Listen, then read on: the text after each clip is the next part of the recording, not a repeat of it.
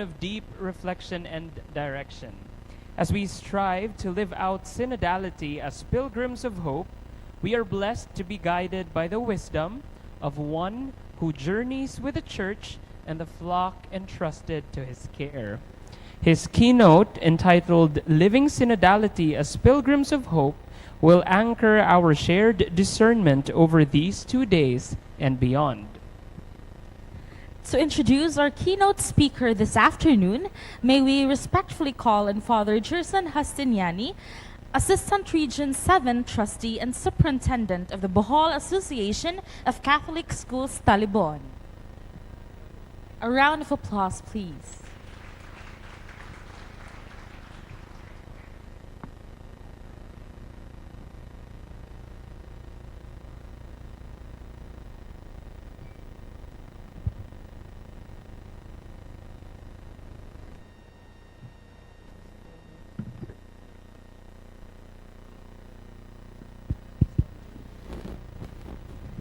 Good afternoon. Our keynote speaker this afternoon was born on November 24, 1962 in Tagbino, Valle Hermoso, Negros Oriental to Ambrosio Henon Parcon and Obdulia Dumaboki. He took his elementary studies in Macario Española Memorial Elementary School, secondary in Silliman University High School, and tertiary in Silliman University, Dumaguete City, taking up BS Chemistry. He took his postgraduate studies in MA in Religion and Religious Education at Fordham University, New York. Hearing the call to the priesthood, he entered St. Joseph College Seminary in Dumaguete City and his theology in St. Joseph Regional Seminary in Haro, Iloilo City. He was ordained as priest on April 20, 1994 in San Carlos City, Negros Occidental. As a priest, he served the following parishes and held the following assignments: Dean of Studies of St. John Mary Vianney Seminary in San Carlos City, Negros Occidental, Parish Administrator in Ascension Church in Hurricane, West Virginia, USA, Parish Administrator of Immaculate Conception Church in Liberty, Texas, and Parish Vicar of St. Margaret Mary Church in Parkersburg, West Virginia, USA, and in St. Francis de Chantal Church in Wantagh, New York, and in Blessed Sacrament Church, Valley Stream, New York, USA. He was also Diocesan Chair of Marriage and Family Life Apostolate in the Diocese of San Carlos, Spiritual Director of the Brotherhood of Catholic Businessmen and Professionals of the Diocese of San Carlos, and Rector of St. John Mary Vianney Seminary in San Carlos City in Negros Occidental from June 2007 to March 2014. He also became Diocesan Administrator of the Diocese of San Carlos from January 2012 to November 2013, and Vicar General of the Diocese of San Carlos from November 2013 to June 2014. In June 3, 2014, he was appointed as the second Bishop of the Diocese of Talibon by the late Holy Father Francis. Brothers and sisters in Christ, please help me welcome our keynote speaker, His Excellency, the Most Reverend Patrick Daniel Y. Parcon Didi, Bishop of the Diocese of Talibon.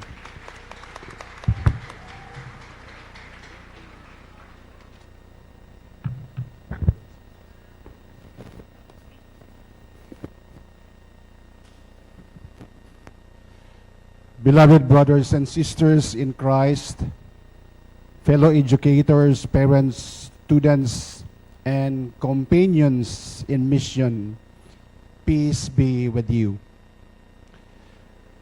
This morning in the Mass, Jesus told us, "Duc in altum," which means go into the deep. This afternoon, we will do that. I hope as I invite you to go to the deep, you will not fall into deep sleep. At this very hour, in the afternoon, this is very conducive for sleeping, especially if you are in an air-conditioned room like this. So I hope and pray that as we go into the deep, you will not fall into the deep sleep. Anyway, if it happens, I believe that the grace of God can still work through you, through your dreams. And I hope in your dream, you will still be listening to me. This afternoon, we will respond to that invitation of Doc in Altum. The call to go deeper into synodality is more than a slogan. It's a summon to conversion, communion, and mission. As Pope Francis has emphasized, synodality is not just a method, but a way of being church. Walking together, listening deeply, and discerning the Spirit's voice in every member of the people of God. So I would like to invite you to repeat this after me. Synodality is walking together, listening deeply, and discerning the Spirit's voice in every member of the people of God.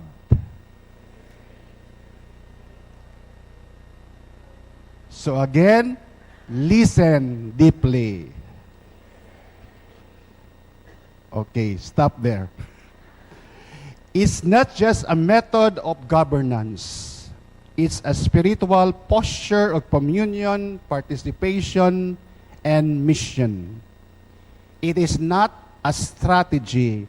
It is a spirituality. So this afternoon, it is with deep gratitude and pastoral joy that I join you today. As a bishop and as a Catholic educator, I stand not above you, but beside you, walking together in faith, in service, and in hope. Our gathering is not merely an event. It is a moment of grace, a synodal encounter, a pilgrimage of hearts united in the mission of Catholic education.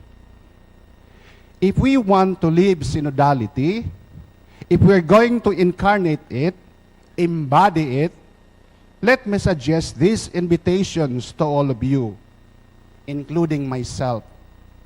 These are invitations that will ask us to go beyond our comfort zones. Number one, listen with empathy. So this is our challenge. First challenge this afternoon, to listen to me with empathy. We can achieve this by creating spaces where every member of the community is heard and valued. It affirms that in a truly Christian community, no voice is too small, no experience too ordinary, and no person too invisible. In a synodal church, we do not walk alone. We walk together, students, teachers, administrators, parents, consecrated persons, and clergy. And in this journey, the story of every member of the community is heard. Not just the loudest voices, but the quiet ones. Not just the confident, but the struggling. Because every story carries the imprint of God's grace. Every life is a sacred text. And when we listen with love, we do more than educate. We build communion. Let me share this story and listen to this story with love. Every morning, in the small town of San Isidro, the sun rose slowly over the rice fields, painting the sky in hues of gold. But for Miguel, the day began long before the light touched the rooftops. At 4:30 a.m., while most children were still dreaming, Miguel was already awake, boiling water, preparing the small basket of homemade rice cakes his mother had made the night before. His mother, Aling Rosa, had been sick for months, her strength fading with each passing day. But her hands still knew the rhythm of tradition, and Miguel had learned to carry it forward. He would walk to the market, weaving through vendors and sleepy-eyed buyers, calling out softly, "Kakanin po, bagong luto po, kakanin po, fresh po." His voice was gentle, but his determination was fierce. Every sale meant medicine, food, and maybe a little extra for school supplies. By 7:30 a.m., Miguel would rush home, help his mother eat, clean, and then sprint to school, always arriving just after the bell. His uniform was neat but worn, his shoes dusty from the morning hustle. His teacher, Ma'am Letty, often scolded him for being late.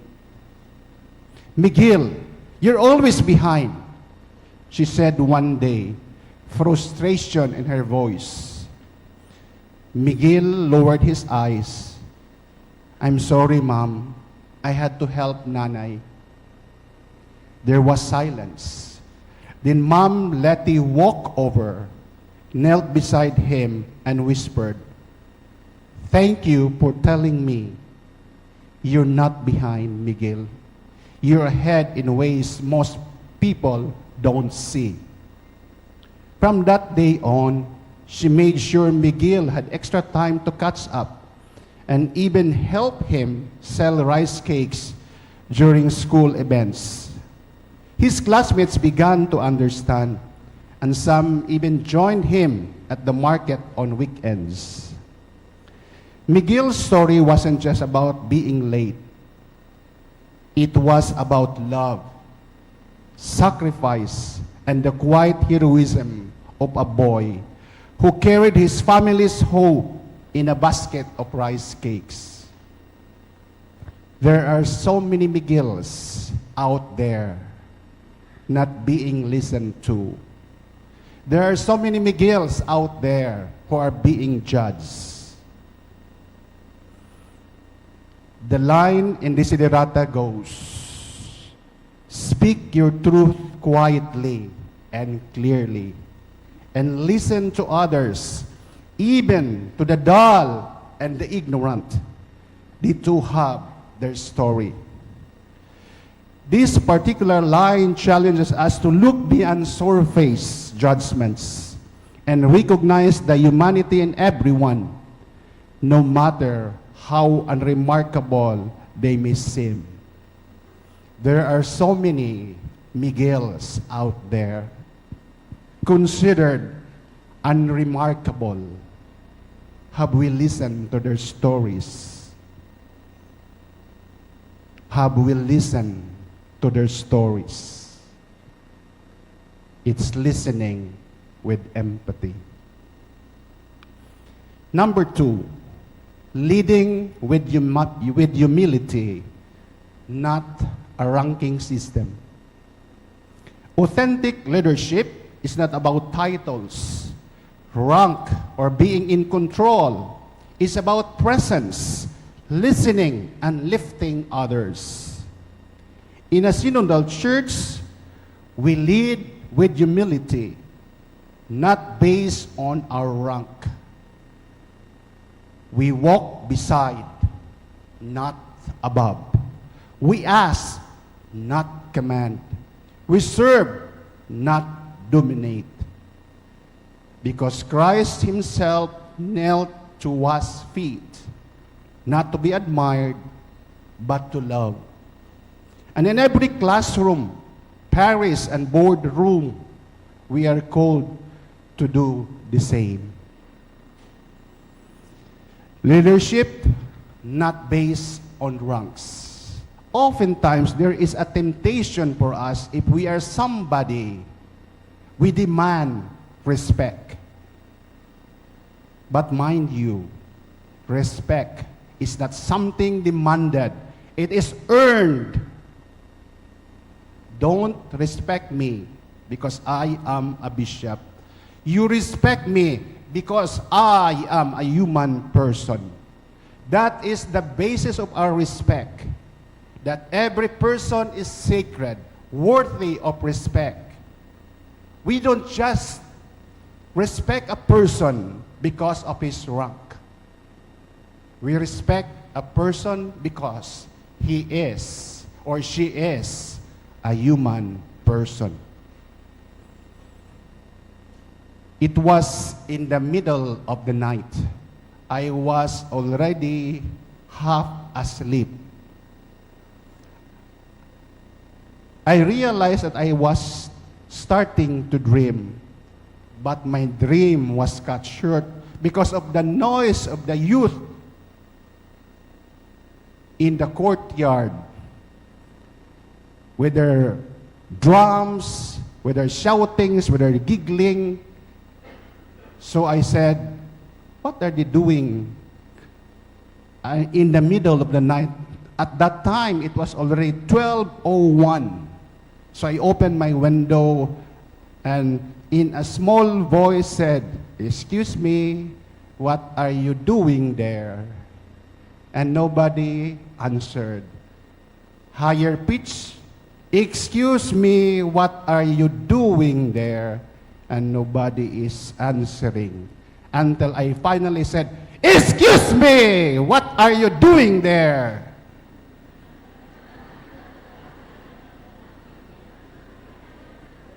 And everybody stopped and they said, "Si Bishop, what are you doing there? It's already 12:05. You should be home. Go home." At the top of my voice, I scolded them. And they said to me, "Nag-practice manggod mi Bishop kay Paris Youth Days na sugod ugma, wala pa may kahuman sa amo ang cultural presentation. Practice tungang gabi pamauli mo!" They left in silence. I closed the window of my room and go back to sleep. But I cannot go back to sleep. I feel so guilty of what I did. I was restless the whole night because what I did for me is terrible. My guilt was eating me at that moment that I cannot go back to sleep. The first thing I did in the morning is to call them back. I asked the priest director, "Tell the youth who were here last night to come to my office because I want to talk to them." So they all come, and this is what happened. They were staring at me, I was staring at them. And I said, "Good morning. I called you back because I want to apologize. I am very sorry for what I have done to you. I know you are hurt. I feel so guilty of what I did. That's why I am not hesitating to ask forgiveness. I'm very sorry for what I have done." They started crying and said, "Bishop, why are you doing this to us? You should not be the one asking forgiveness. It should be the one asking forgiveness to you. It's our fault. I said, no, it's not your fault. It's my fault. I hurt you. I insulted you. And I know you left last night disappointed, frustrated, and angry. Please give me peace of mind. Please forgive me. And they all started crying, and I went to them, hugged them one by one. And everything went on fine. It is not because you're a bishop. It is not because you are a priest. It is not because you are a parent or a principal that you have no more right to bow down and ask forgiveness. Leadership is not about ranking. It's about being humble to show mercy, compassion, empathy, and love. To us, and to apologize is not weakness. It's a strength of a leader who is willing to grow and willing to live in a synodal way. Number 3, let us form students not only for success, but for sanctity. Pope Leo urges us, let the wisdom of Christ be your compass. In our classrooms, let us teach not only mathematics, chemistry, and literature, but also the enduring truths of the gospel. Let us guide our students to see that every subject, whether science, history, or art, is a pathway to discovering the fingerprints of God. He reminds us that Catholic education is not merely about transmitting knowledge. It is also about forming character. It is about transforming lives. Pope Leo reiterated the importance of engaging in youth formation with passion, loyalty, and a willingness to make sacrifices. Reading this, I remember vividly the incident with my young people. And I said to myself, thank you, Lord, for giving me the humility to ask for an apology, to beg for forgiveness from my young people. At least through that incident, they learned something. That forgiveness is for everyone. That's building character. Pope Leo highlighted that educators should aim to be more than just administrators. They should serve as mentors who shape character, foster virtue, and guide the young on their path to holiness. Our students, our young people, are like a volcano full of energy, full of life, emotions, and ideas. Their energy must be guided positively rather than suppressed. Education, according to Pope Leo, must not only focus on career preparation, but also on cultivating moral character and virtues, preparing them to live lives of discipleship, teaching them not only how to succeed, but to serve, teaching them not only how to count and how to compute, but to become honest in all their undertakings. The flood control issue is the talk of the town lately.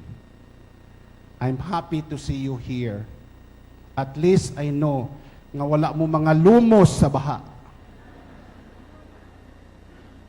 At least I am happy to see you because maayo siguro ang inyong flood control kay walay baha sa inyong lugar.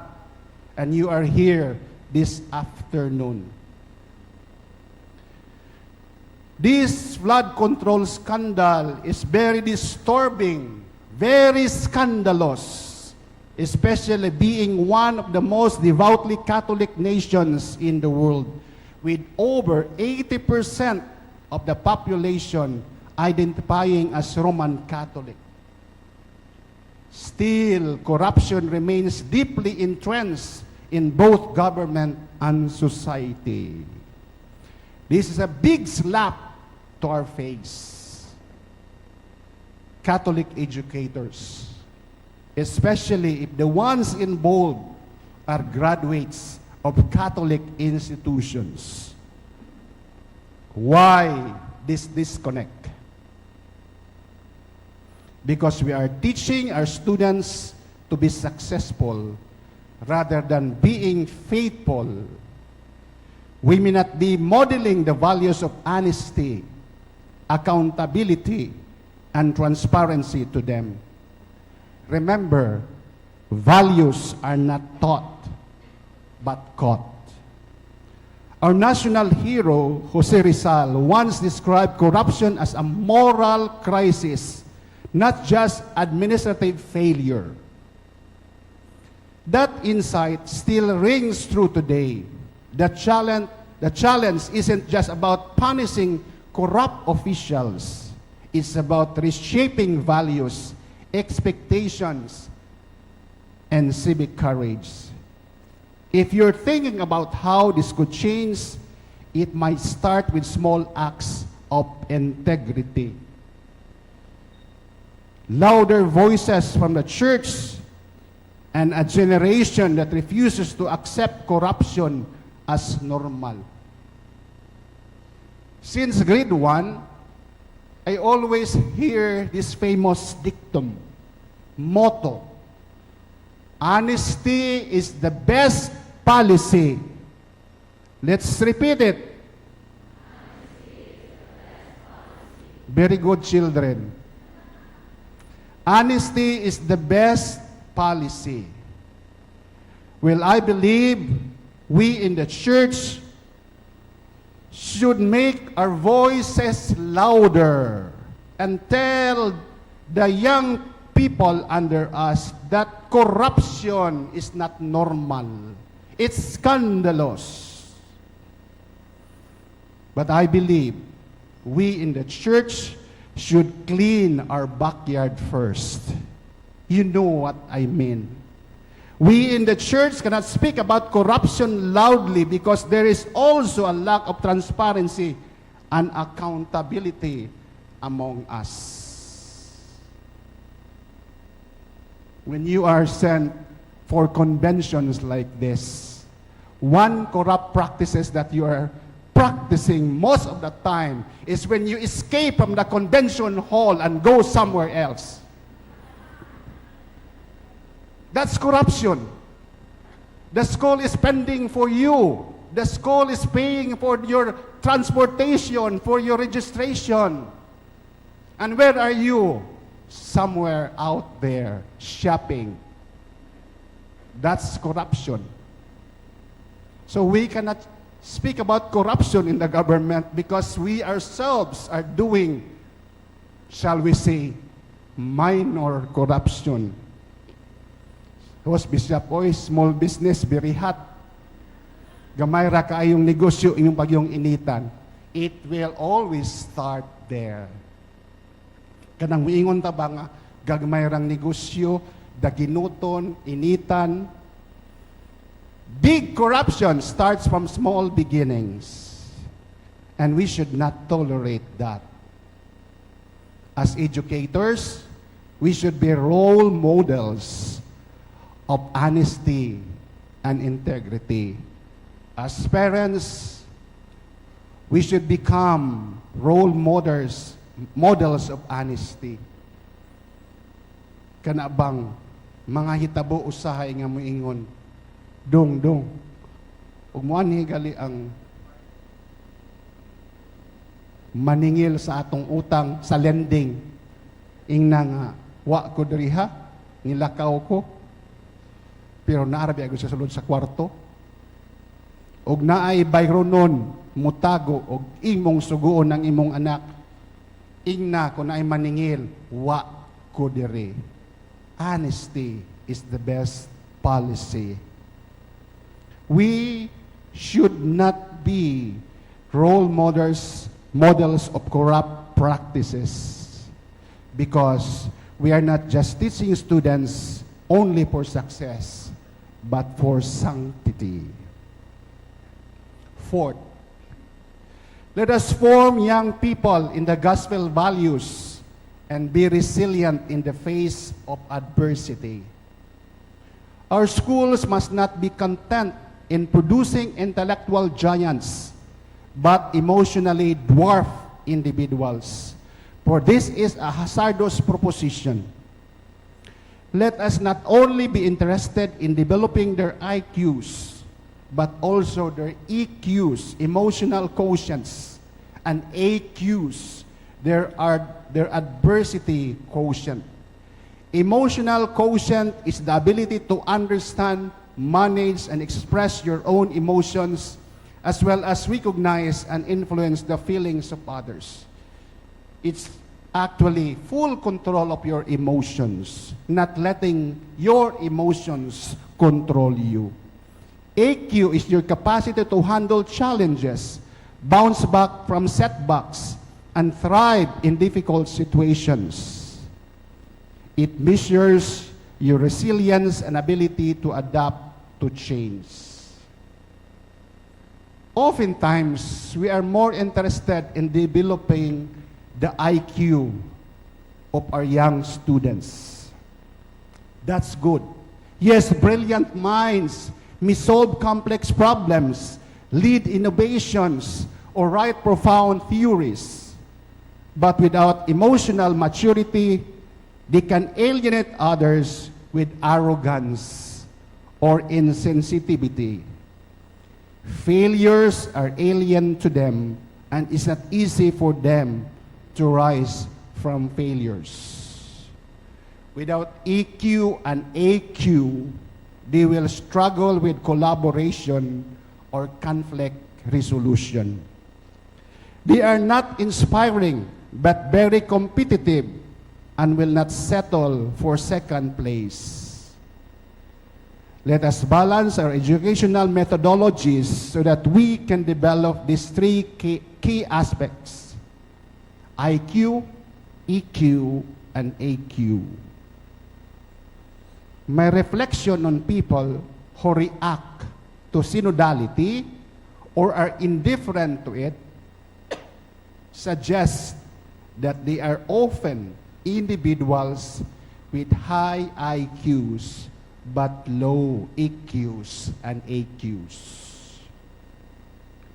People with high IQs tend to view life as a problem to be solved rather than a reality to be lived. They cannot respond to social realities, poverty, injustice, and ecological crisis in a prophetic compassion. They are indifferent to it. However, people will develop EQs and AQs, are comfortable dealing with them, and grow from the experience. So in the school setting, we can develop this EQ and AQ through affirmation, through attention, through affection. We call it the 3 A's of life. Let us allow our students to experience affection coming from us. Affection that they deserve, respect also from us. Attention. Sometimes they want to get our attention. Don't be angry if they are seeking for attention. Give the attention anyway. Sometimes they are longing for affirmation, because oftentimes what they hear are criticisms. Wa mo'y hinungdan mga buluyagon mong dagko nganong ipakatao pa mo nining kalibutan. Things like that. So many toxic and negative words, but no affirming words. Affirmation is lacking. That's why we end up having students with low EQs and AQs. No wonder we have so many cases of suicide lately, because their emotional and adversity quotients are not developed well. We tend to focus more on intellectual upliftment, IQ. But education should not be that way alone. These three aspects must be given importance. Try to look at it. Look at our products. Milk products particularly. What are they promoting? Feed your children with this milk formula and they will have higher IQs. Look at our products. But breastfeeding is ignored. Many mothers don't like breastfeeding. Kaya mawala ang ilang figure. Many women don't like breastfeeding their children. But breastfeeding is the best way to develop the EQs and the AQs of children. Because breastfeeding allows the mother and the child to interact. The touch, the gesture of being fed coming from the mother's breast is actually the best connection that a child can have in his life so that he or she can develop emotionally. As the baby sucks the milk from the mother's breast, oxytocin, a hormone called love hormone, is released. So the child will experience so much love from her mother, developing in that child that sense of being cared for, loved for, affirmed. It's because there is something in the milk and the breastfeeding moment that allows the child to become closely connected to his or her mother, making that child grow emotionally secure. And once a child is emotionally secure, he or she can face different challenges in life. Let us not just prepare people to be professionally equipped, intellectually mature. Let us prepare them to become resilient in the face of adversity. Number 5, let us live synodality in the digital world.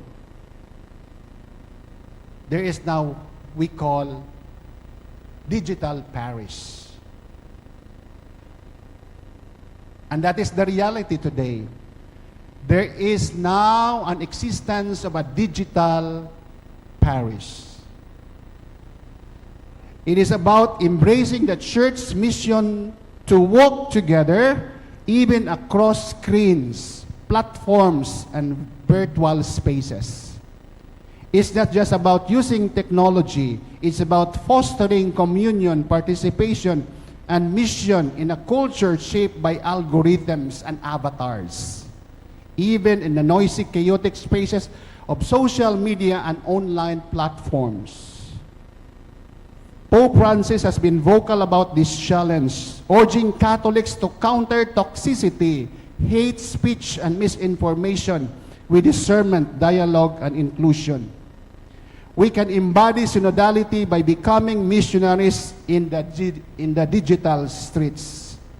The Church is called to step out of its comfort zone and reach the digital peripheries. Those wounded by isolation, misinformation, or exclusion. Yes, synodal reflection can happen even in a central digital platform. If you have to look at your Facebooks, there are so many lonely people out there clamoring for attention, expressing their feelings, their sentiment, that sometimes we are reacting to them. We will always say, "Samning bayhana oy, kiisping dako." But that is a cry for attention, a cry for affection, a cry for affirmation. Bashing them will not help them. But just a gesture of concern will mean a lot to them. I posted on Facebook a picture of my hand with my Episcopal ring and put a caption, "Whatever you are going through, believe that God is with you. Believe that you are healed."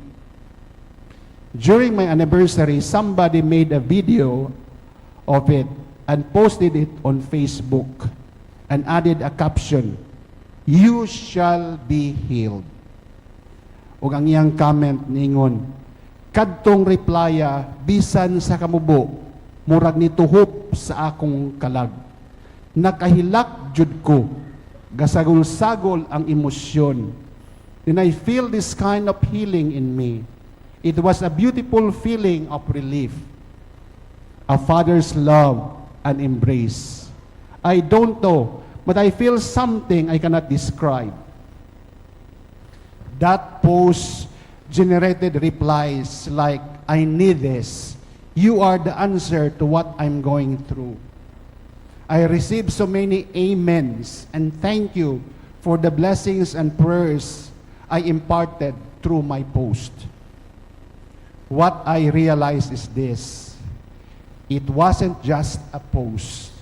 It wasn't just sharing a photo. It was a spiritual transmission. My Episcopal ring, my hand, my words, they carried more than encouragement. They carried presence. And for that person who commented, it wasn't just comfort. It was confirmation. In their moment of uncertainty, my post became a signpost.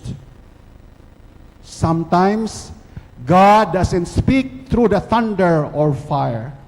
Sometimes, He says through a hand, a ring, and a quiet caption. Indeed, grace knows how to find its way. This is synodality in its most intimate form. Walking with someone, even through a screen, even without knowing their name. Welcome to the digital world. Welcome to the digital Paris.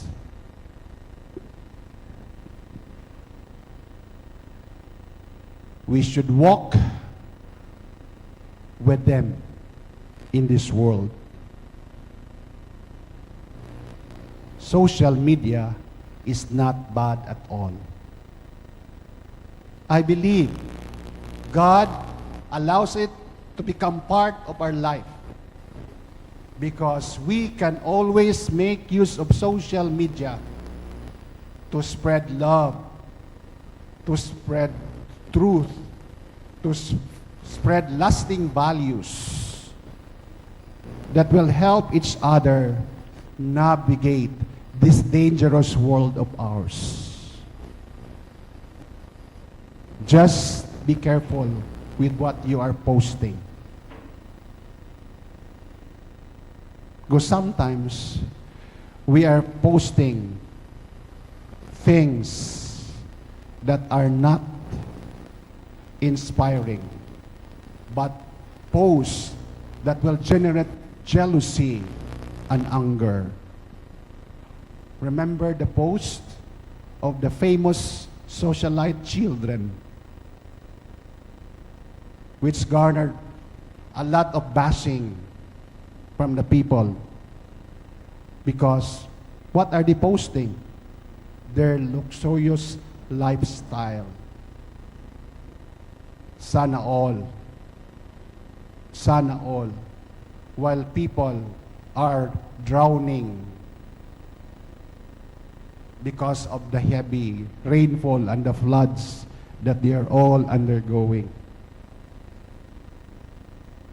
Sana all, they can pay 475,000 for a bill in a dinner, while some others cannot even afford to buy ice candy at 1 peso.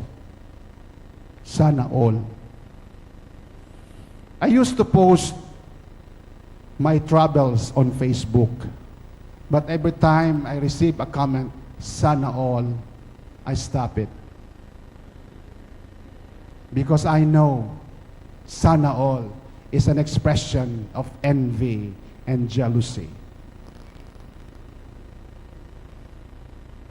Sana kasama ako sa trip na yan. Sana kuyog ko, pero unsaon man, pobre ko. Welcome to the digital world, a world wherein synodality awaits us. 6. Let us be mission-driven, not market-driven. It is not how much we earn that matters, but what we give that counts. In our vocation as Catholic administrators, let us remember, whether we give time, wisdom, compassion, or mercy, its gift becomes a seed of hope in the lives of our students. In a world obsessed with metrics and material success, we are called to model a different kind of abundance, the abundance of grace. Luke 6:38, give and it will be given to you, a good measure pressed down, shaken together, and running over. It was the week of final examination before the final exams at a small Catholic high school tucked in the heart of a rural town in the Visayas. The air was thick with nervous energy, students reviewing notes, teachers preparing test papers, and the usual buzz of anticipation. But in one corner of the campus, 3 students sat quietly, their books unopened. They weren't worried about the exams. They were afraid they wouldn't be allowed to take them. Their families had fallen behind on tuition. One father had lost his job as a jeepney driver. Another was recovering from illness. The third was being raised by a grandmother who sold vegetables in the market. The school policy was clear. No exam permit, no exam. That afternoon, the school chaplain, Father Ramon, noticed the students sitting alone. He didn't ask questions. He walked into the finance office, spoke quietly with the staff, and returned with 3 envelopes, each containing an exam permit. He handed them over with a smile and said to the 3 students, "You belong here. God doesn't charge for hope." The students cried, not because of the exams, but because someone had seen them not as deaths, but as dreams. Years later, one of those students became a teacher in that same school. Another became a nurse. The third entered the seminary. The story isn't just about generosity. It's about walking together, priests, educators, students, and families through hardship and grace. It's about listening to the silent struggles and responding with love. It is about building a church and a school system where no one is left behind. In the digital age, we frequently discuss access and equity. But this story reminds us that synodality begins with presence, with seeing, with listening. By choosing compassion over policy, and with the belief that every student is a pilgrim of hope.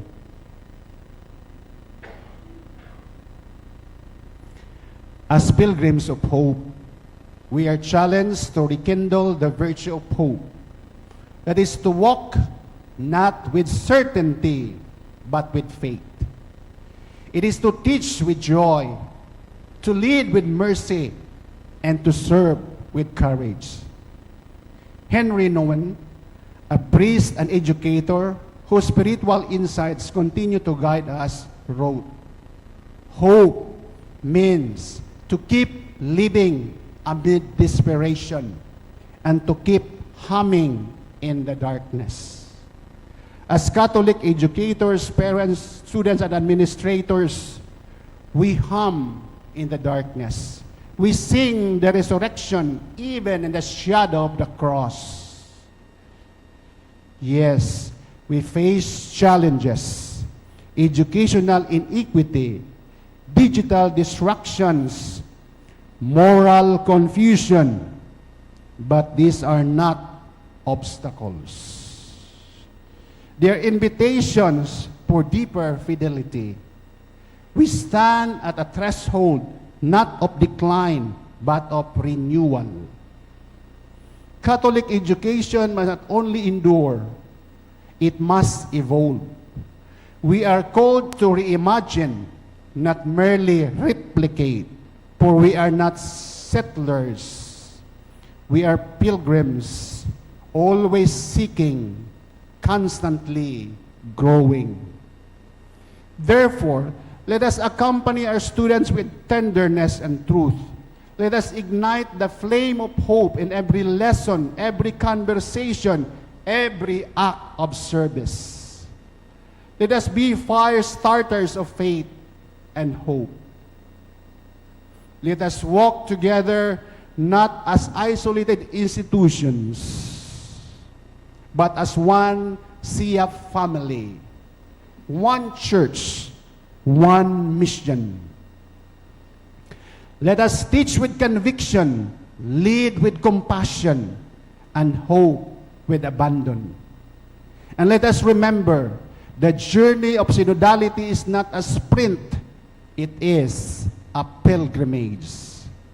And we walk it not alone, but together, hand in hand, heart to heart, with Christ as our guide. At this point, may call somebody to sing this song. Where is she?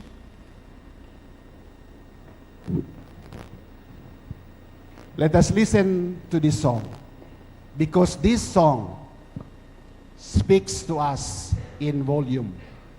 This is about synodality. Take it away.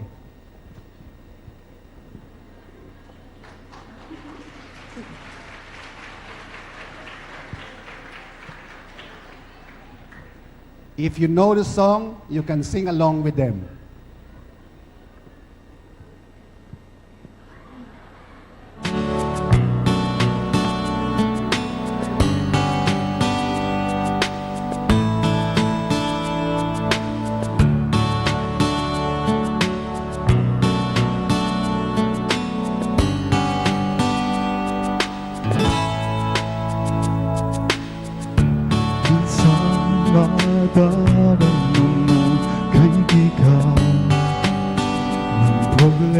man.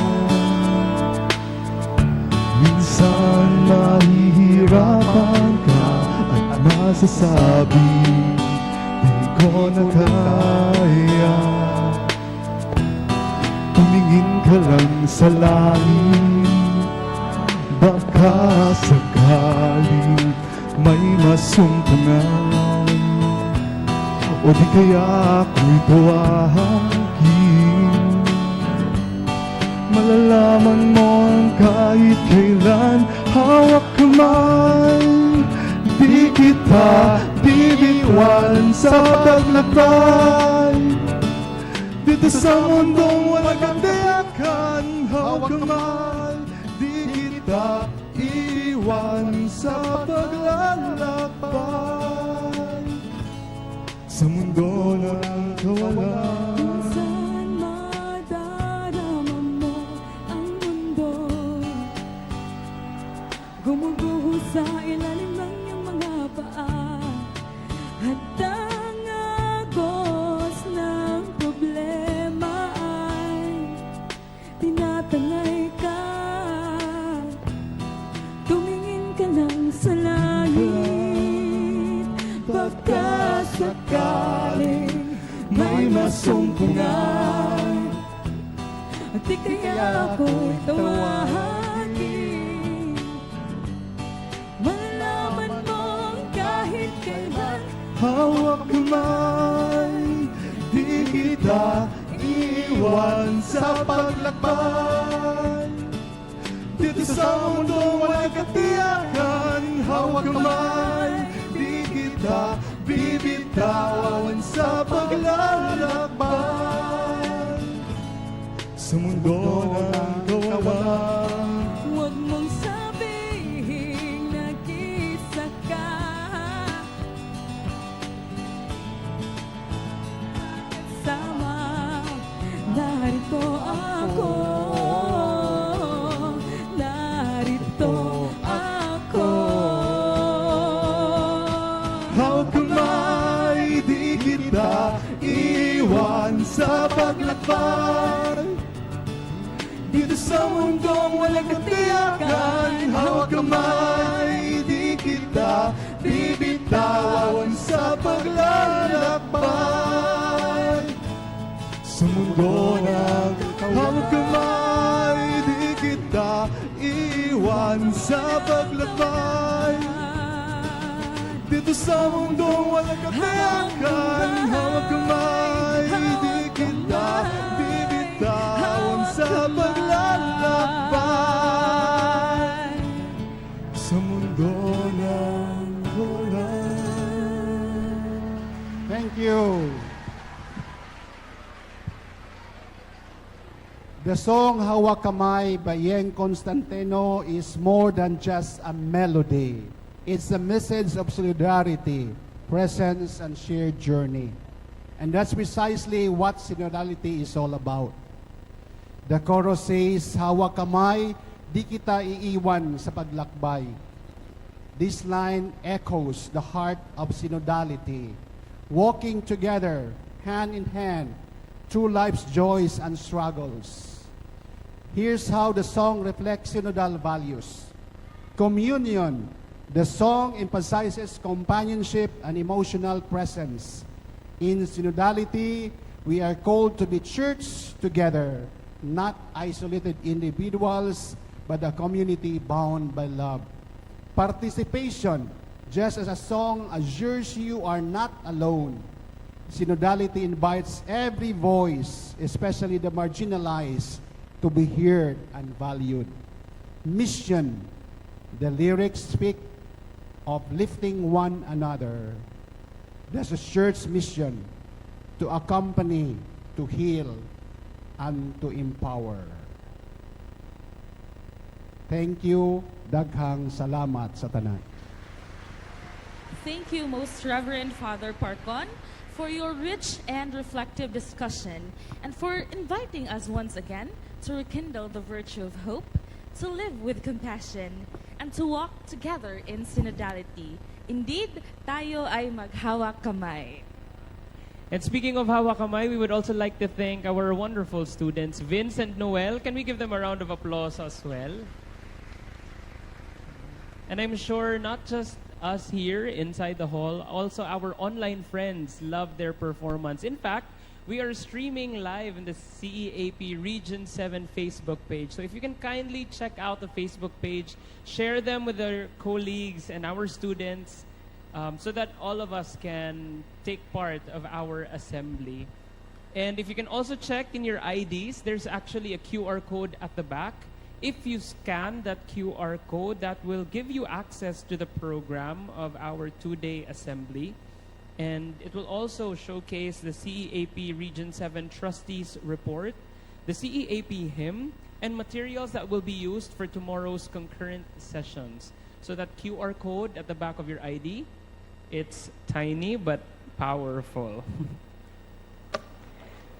At this point, we would like to open the floor for reflections and questions arising from the keynote message. This is an opportunity to engage in dialogue, not only to seek clarification, but also to deepen our collective understanding of what it means to journey together in synodality. If you would like to share an insight or ask a question, we kindly request that you proceed to the microphone stationed by the aisle. Please begin by stating your name and your institution. Friends, let us keep our sharing brief but substantial, so we may hear from as many voices as possible. We thank you in advance for your thoughtful participation. And to join Father Parcon here on stage for the open forum, we would also like to request the presence of Father Gerson Ostiniani here in front.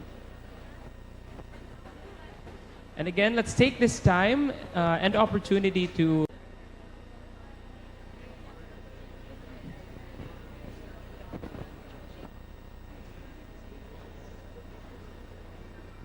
Hello, good afternoon. Good afternoon, Bishop, Fathers.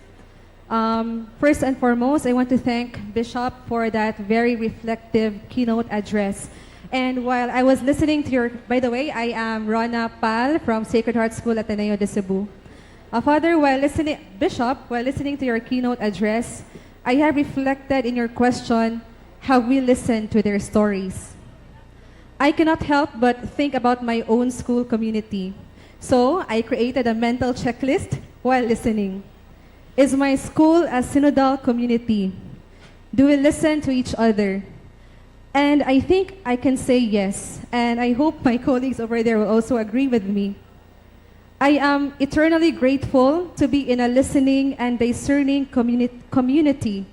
Father President conducts separate town hall meetings with administrators, mid-level administrators, teachers, and even students, where we can talk about our concerns without our direct supervisors. So it just feels so amazing that someone who seems so powerful and invincible came down to our level and listened to us, like Jesus. So, and that is separately, no. So that, I think, for me, is a living synodality, like what our theme is. Father President's effort to hawak kamay with his community. And that, I think, my direct supervisors also have imbibed this culture. And that also inspires me to go to the level of my students and to be a listening and discerning teacher. This is not just a question to Bishop, but this is something that perhaps everyone here can think about. So while I was listening to Bishop, I was also asking myself, how ready am I to listen to the stories of my students, my colleagues, my administrators?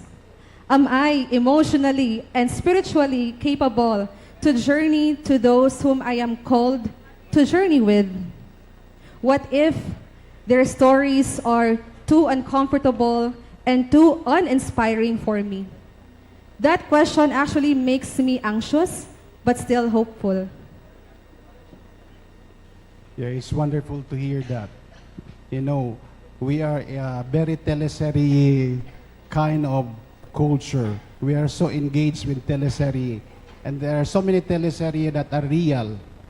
Stories that not heard. Stories of young students stories of our teachers, stories of our administrators who are not being heard because they are not just comfortable sharing those stories. But I think it is high time now that we should be comfortable in sharing our stories. Because our stories, as what I have said, is a sacred text. And a sacred text will certainly teach us a lot of important lessons. And you know what?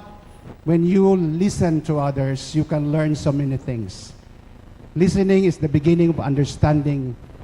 It's the beginning of responding to the call of conversion. Because through the stories of others, we can be converted. Through their beautiful stories, we can become part of their lives. And in the process, we are also growing and learning. So, share your stories. Do not be afraid to share your stories. It's okay not to be okay. Thank you, Bishop, for that quotable quote.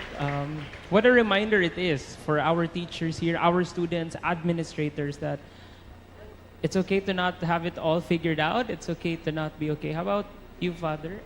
Is there anything you'd like to add to that? Yeah. Let us not just listen to stories which are not worth listening, like the chismis and the marites that we often have. It's very cultural that we always talk about the lives of people. And it's not good, it's not healthy, it's toxic. So what about if we listen to the stories, their struggles, their difficulties, what they are going through? And I believe this is what our school needs nowadays. You know, as a bishop, I always make it a point to talk to my priest individually. And in one of my conversations with one of my priests, I was just so touched and amazed with what he did to me. After listening to him, he said to me, "Bishop, you're always asking, how are we? What about you? How are you, Bishop?" I feel so touched of the concern of that priest, that he's not interested of being listened to, but he's also willing to listen to me because I have also a story to share. So I believe that administrators, we have also stories that we are keeping to ourselves. Be open, share it to them, and you can change the environment of the whole school system. It will become not only a school, but a kingdom of God evolving. All right. Thank you so much, Bishop. Are there any more questions from our participants? Yes, we have. Maybe we can have an usher assist our participant as well.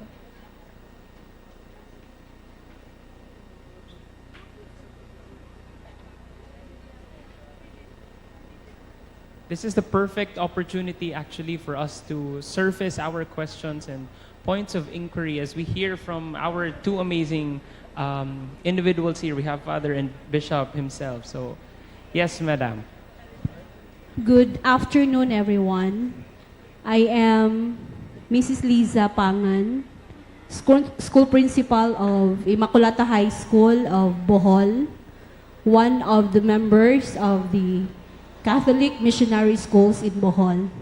I would like to speak in behalf of all the school administrators of the Bohol Association of Catholic Schools, which schools are all almost small schools.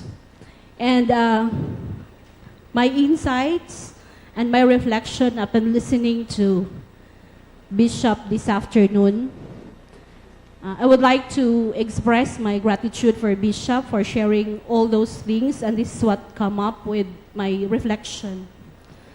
In Bohol, our school may be very small, most of our schools. Our resources are very limited, and our struggles are many. But thank you, Bishop. Your words remind us that our mission is profound and filled with grace. We realize that education is not just about teaching lessons. It is about forming lives, shaping hearts, and leading souls closer to God. We are financially struggling. This is the reality in our Bohol Association of Catholic Schools, particularly in the Diocese of Tagbilaran. I am not just sure sa inyo ha, Bishop, sa Talibon, and to the other schools who are here. But in reality, in Bohol Association of Catholic Schools, as I've said, we are really financially struggling. But this afternoon, you reminded us that what matters most is not the size of our classrooms and the struggles that we have, but that ang gilawmon gyud sa among mission, the depth of our mission. By going into the deep with empathy, humility, values, resilience, love, and wisdom, we are already planting seeds of greatness in the hearts of our children.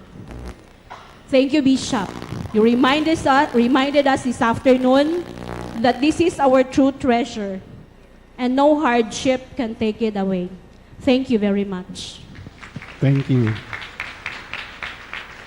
Yeah. Thank you for that wonderful reflection.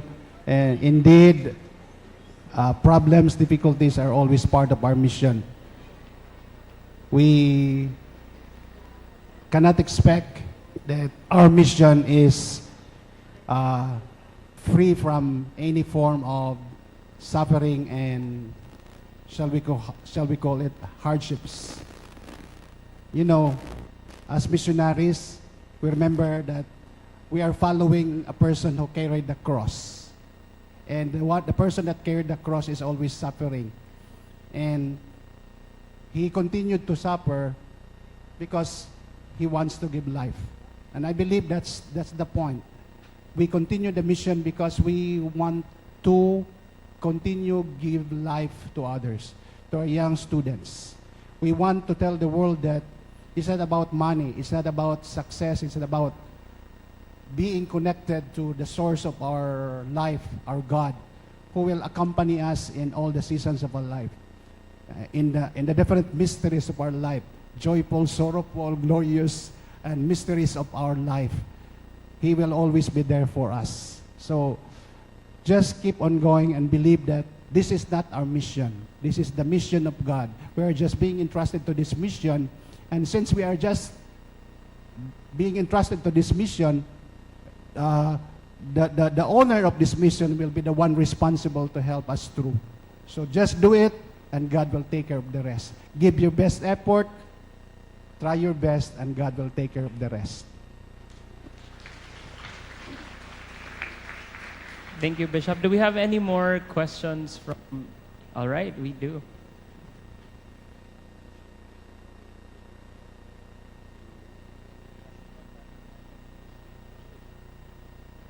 Hello. Okay, good afternoon, Bishop Parkon. First, I would like to introduce myself. Good afternoon, everyone. My name is Mr. AKJ Polinar, and I'm the SSLG president of our school, which is St. Anthony's Academy of Carmen, Incorporated of Bohol. Okay, so in today's generation, social media plays a big role in our daily lives as students. However, instead of always connecting us, it sometimes creates division. Classmates comparing achievements, competing for attention, or even canceling one another when mistakes happen.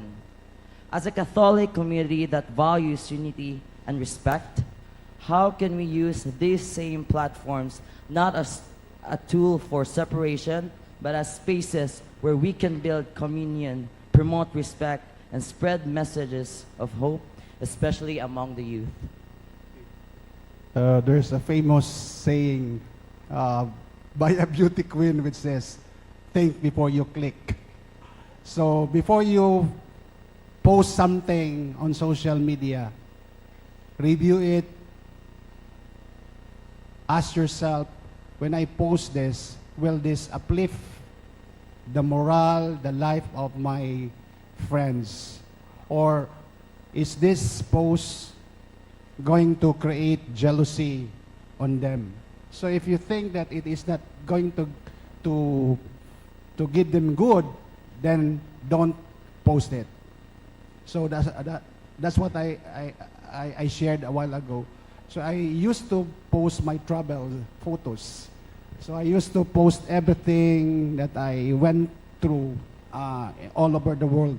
But when the comment says, sana all, and the worst comment that I received, kaning among obispo, laagan kaayo. So, okay, my postings on my travels create a question on my parishioners, on the people that are reading it. So I stopped posting my travels. So because I believe that it will just create a jealousy on others. It will just give them kind of thinking that I am not doing my responsibility. I'm just doing globe-trotting and going around places and neglecting my responsibilities home. But it's not the fact. It's not the truth. But I'm doing my part. So anyway, that's true. There is so much division on social media nowadays. We are divided politically. Some is pro this, pro that, pro that. So we're always quarreling about politics. And we continue to hate each other. So there is so much division. But it doesn't mean that we have to leave that space. But rather it is a challenge for us to stay there. Create posts that are positive.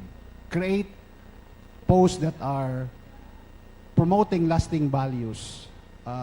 Create posts that will generate love, mercy, compassion, etc. So we will not place there all our achievements, all our things like that.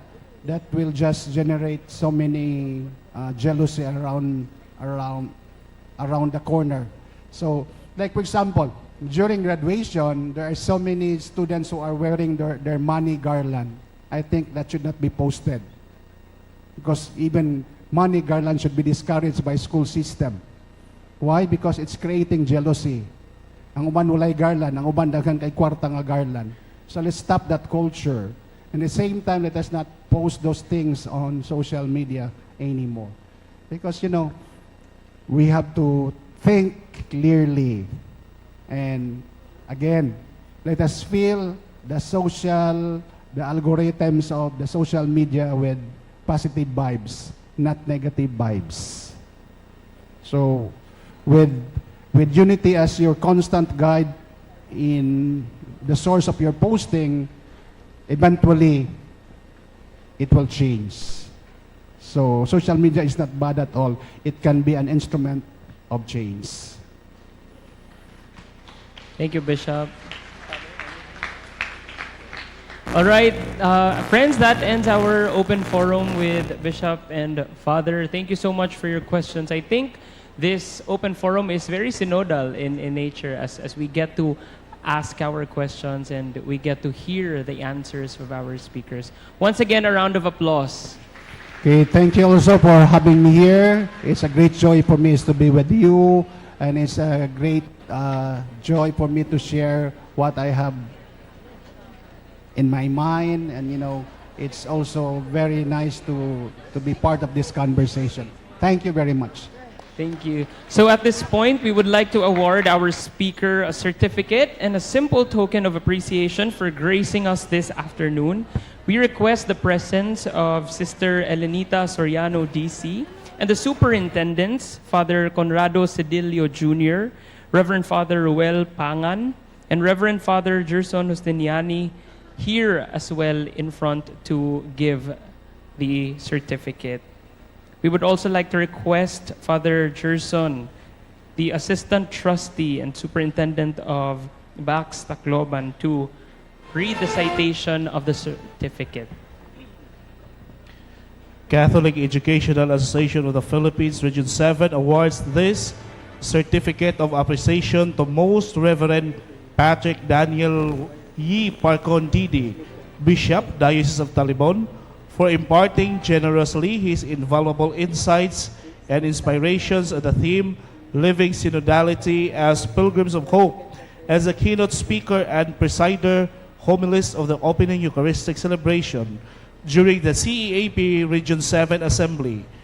Your remarkable sharing has meaningfully advanced the noble mission of Catholic education and strengthened our shared commitment to faith, service, and excellence. Given this 4th day of September in the Jubilee Year of Hope 2025 at the University of San Jose Recoletos, Cebu, Philippines.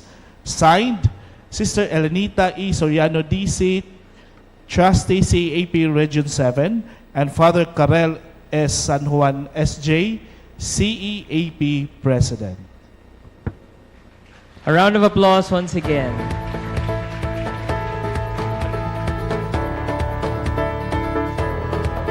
And we would also like to remember this moment by taking a photo with our... There you go.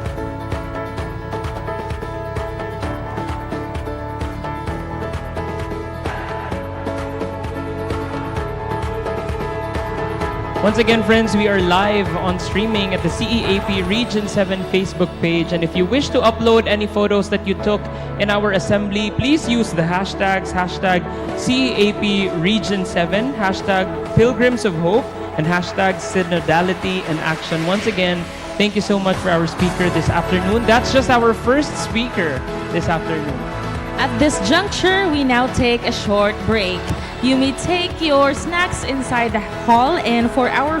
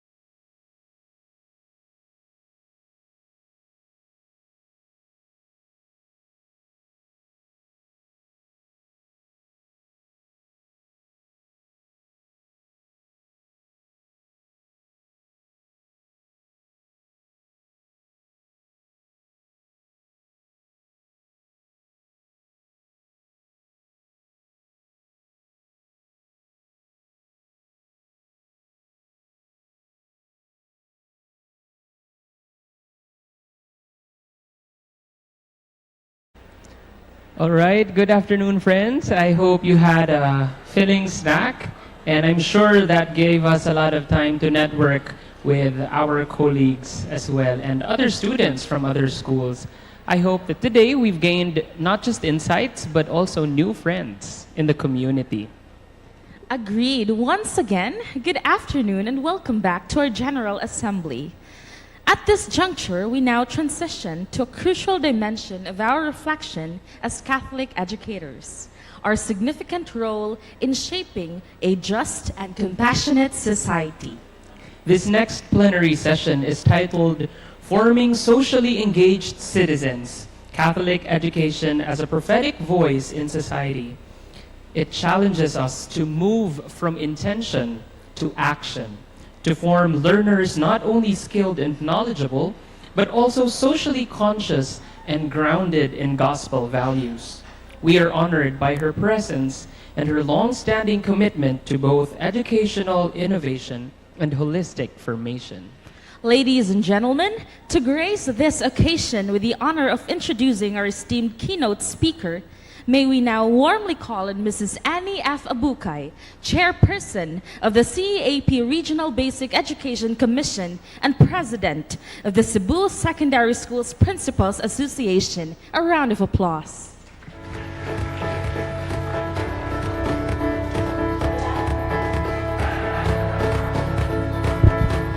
Good afternoon, dear companions in the mission. Good afternoon, everyone. Our plenary speaker has devoted over 40 years to Philippine education. So she earned her BS Mathematics from Ateneo de Manila University, a Master's in Mathematics Education from the University of the Philippines, and a doctorate in education through a dual award program of Nanyang Technological University in Singapore and the University of London. She received a 40-year service award from Ateneo de Manila, having begun in 1984 as a high school mathematics teacher. She later served as a principal of the Ateneo High School and as a principal of the junior and senior high schools during the K-12 transition. Since 2007, she has been director of the Recoletos Center for Educational Development, working closely with public schools nationwide. In 2024, she was named an Outstanding Professional of the Year, Professional Teacher, by the Professional Regulation Commission, that's PRC. She now serves in government as Assistant Secretary of the DepEd National Educators Academy of the Philippines and OIC Undersecretary for the Learning Systems Strand. She considers it a great privilege to have been given the opportunity to play a significant role in important education initiatives in the country and formation and stretching that has been enabled by these opportunities. But on a personal note, for 2 decades now, she has been my mentor and my coach, my PASCO staff chair, my professor in doctoral studies at Ateneo de Manila, as we wrestled with professionalism in education and the work of schools and government, and a steadfast guide and friend. So, dear fellow Pilgrims of Hope, please join me in welcoming our plenary speaker, Dr. Carmela C. Oracion.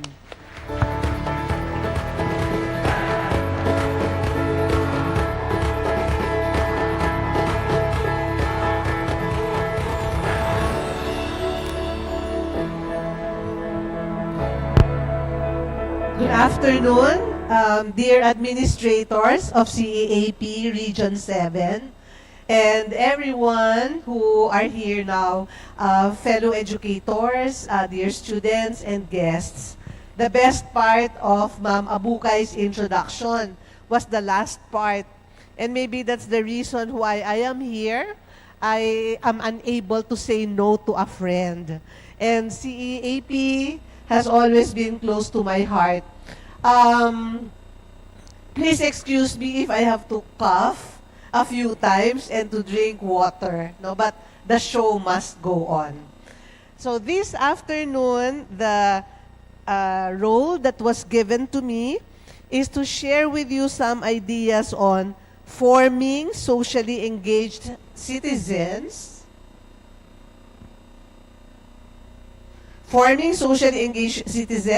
Catholic education as a prophetic voice in society. But perhaps we need to wait a while until the technology problem is cleared.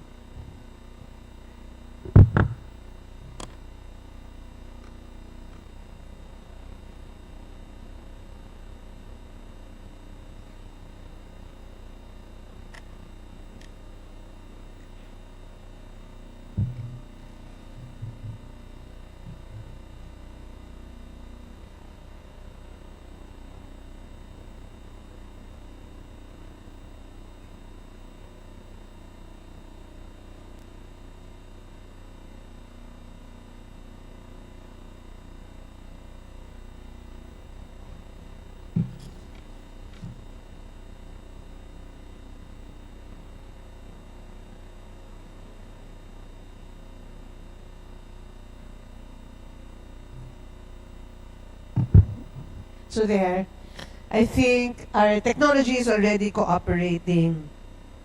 I'd like to begin with the next slide where we assert that Catholic education is a prophetic voice in society. That's the one that's at the top. I don't know if here it's clear. There. Okay. So Catholic education is a prophetic voice in society, which means that Catholic education proclaims the truth, challenges injustice, and inspires hope. We assert that Catholic schools today are called to speak truth in a time of disinformation, to stand against injustices, inequality, and indifference. A while ago, Ma'am Annie Abukay shared with you that I am actually from Ateneo de Manila, and I was there for 40 years. I actually grew up in an all-girls Catholic school in St. Teresa's College, Manila. So I have been with a Catholic group of schools ever since I was a young girl. But now, I am already with the Department of Education. So in the next slide, it is with confidence that I say that the CEAP and DepEd are walking together or ought to walk together in synodality for the common good, to proclaim the truth, to challenge injustice at all times, and to inspire hope. The common mission, whether of DepEd or CEAP, whether of DepEd schools or our Catholic schools, is to deliver quality education for all. Okay? And we shall take a look at what that means some more in a while. In the next slide, again, we see that CEAP and DepEd are expected and are trying very hard to walk together in synodality for the common good. Whether we use what DepEd terms as batang makabansa or what our Catholic schools assert as followers of Christ who live out Catholic social teaching, the intention of all our schools is to form learners who are critical thinkers, who are compassionate, and socially responsible. The third one being the main focus of the topic that I was assigned in our assembly. In the very engaging talk of Bishop a while ago, it was asserted that we live synodality as pilgrims of hope. And in the next slide, we see a bit what this means. Living Synodality as Pilgrims of Hope. And on the two photos on the left-hand side, I show what a pilgrim's walk path may look like. And a pilgrim's path, as we can see on the left-hand side, is a path that is not wide. It is a road marked by challenges and setbacks. It can be, on various occasions, an alley filled with questions and doubts. That's how a pilgrim's walk path may look like. And perhaps we can liken what it is in Philippine education today in that walk path, one that is not smooth and wide, and so on and so forth. So, for example, we see in the news that for our public school system, we still lack 165,000 classrooms, and the backlog cannot be addressed immediately, no? We may be able to achieve some 5,000 classrooms in 2 or 3 years, but it's going to be very difficult to achieve 165,000 classrooms that we need. However, we see that against the backdrop of all the ghost flood control projects, right? So that's part of our pilgrim's path. Then on the next slide, we see something on the learning crisis that has been plaguing us.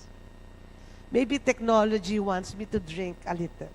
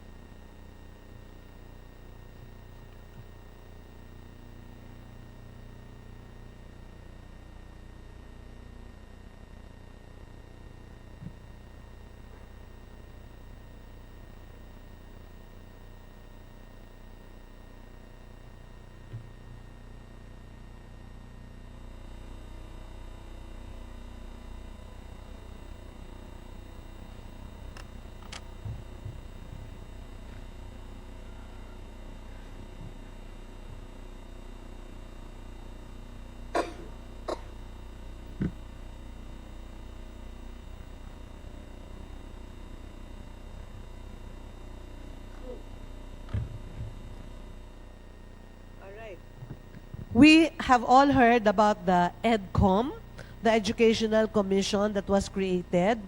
And in the second report of the EDCOM, we see various representations of the learning crisis that is upon us.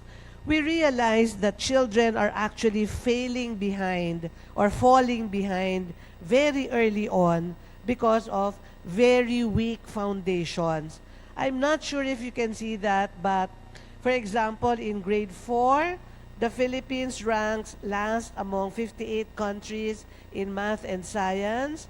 And then in grade 5, from the Southeast Asia PLM exam, 1 out of 10 students cannot read, no, or cannot comprehend what they may be able to read. And then for grade 10, the Philippines is lowest in the world in reading, math, and science. We know that from the PISA exams and so on and so forth. And you can read a lot about this situation. Then in the next slide, we see some more information on our learning crisis. On this slide, it is stated that Filipino students have a learning gap of 5.5 years. Learning gap of 5.5 years. That's actually coming from the World Bank report on the LACE. We call it LACE, the Learning Adjusted Years in School. That means that in general, in our country, maybe it's not true for the learners who are here today, but overall in the country, a student graduates in grade 12 at the level of 12 minus 5.5 years, because that's the gap. So what does that mean? A grade 12 student in general graduates at the level of grade 7, no? In general. Maybe not true for you, but for the rest of the country, that is the situation. Then on the next slide, another picture. Maybe you can read this on the news, but this is about the reproductive health issue, the reproductive health education. You remember some few months ago, maybe sister, you remember this? There's a lot of news on the comprehensive sexuality education. And there was a video that came out, no, that really awakened all of us in this reality. We're very happy to share with you that we have now come up with a new department order from the Department of Education, the reproductive health education that is set for grades 5 to 12.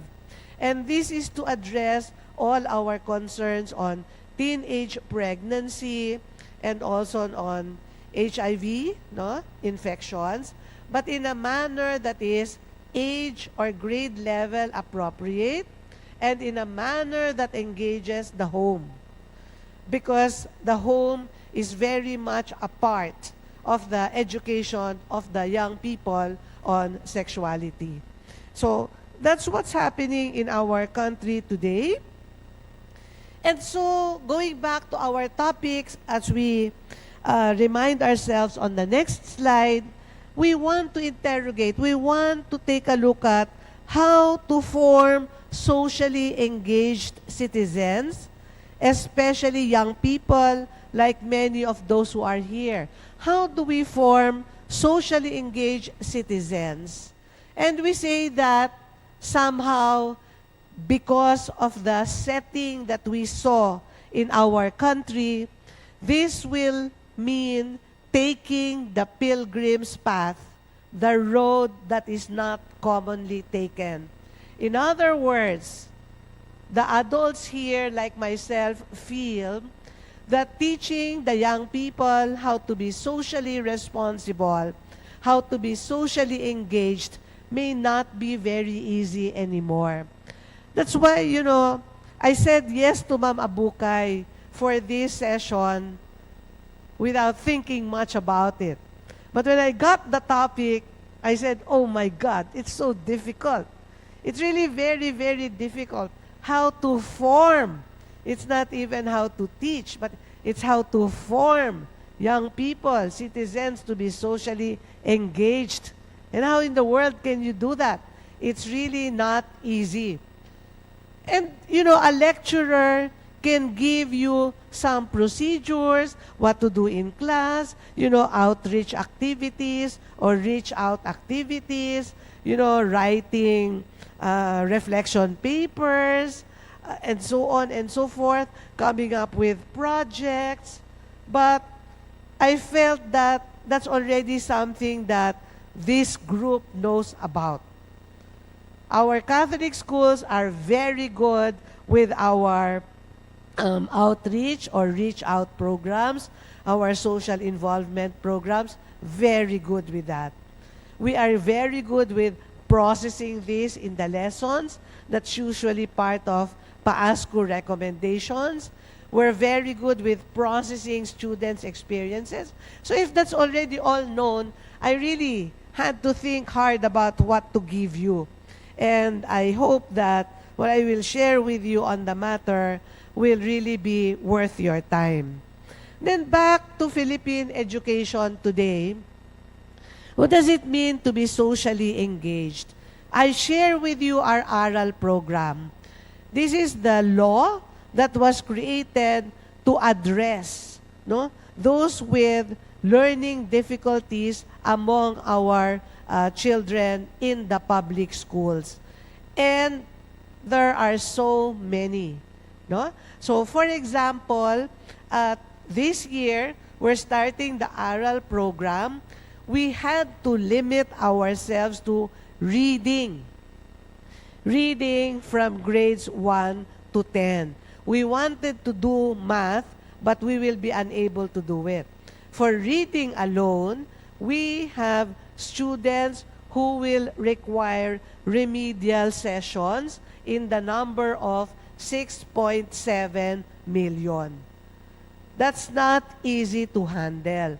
To teach remedial classes, the teachers here know that we have to have a small group. We can only tutor a group of 5 or at most a group of 10. It cannot be a large class. And then we have to have materials for teacher, we have to have materials for the learners. So that's what we can cover now. But that's part of being socially engaged. Why? We can continue to gloss over the problem, we can continue to ignore the problem, but the Philippines will not get out of the pit, will not get out of our situation. We started doing, during the summer, 2 programs. One is the Bawat Bata Makababasa program or BBMP, which we did in Region 9 in the Zamboanga Peninsula. So, we needed to tutor 75,000 learners. No? And it was really very challenging. So we engaged the DepEd teachers, but also volunteers from the teacher education institutions. And the results are very good, as you can see at the bottom. No? Those are the learners who were low emerging or high emerging. And then we got them to being grade level ready. What does low emerging mean? Low emerging means that these children can only read about 4 words, like that. Or, they cannot even associate the letters with the sounds. But we were able to achieve over 20 days this success for them to be able to read at grade level. I'll be very honest with you. I think it should be possible. I really cannot accept that a child cannot be taught how to read. You were all successful in getting to read at your grade level. When you were still babies or toddlers, you were already being taught how to read at home, or at least reading readiness. Most of your mothers read to you while you were still in their wombs. But that's not the case today. And so we really have many children who struggle how to read. Of course, some of them need other interventions, like maybe there are developmental delays. But I think in general, they should be able to taught how to read. So consider doing that for your outreach, no? To teach those who cannot read how to read. Sometimes when I tell the teachers that I am really very convinced that children can be taught how to read, we see them, no? How come they can read Jollibee? And over the pandemic, they were able to read a phrase, add to cart. And many children, even toddlers, can do that, add to cart. So they should be able to read CVC words, dog, cat, boy, and so on. No? Then, we also did another initiative, as you can see on the next slide, once again, to be responsive to the pilgrim's path that we are all treading. We are trying to strengthen the senior high school curriculum. I'm not sure if there are schools from this group who are among our 891 pilot schools. Are there? Are there schools already piloting the strengthened senior high school curriculum? All right.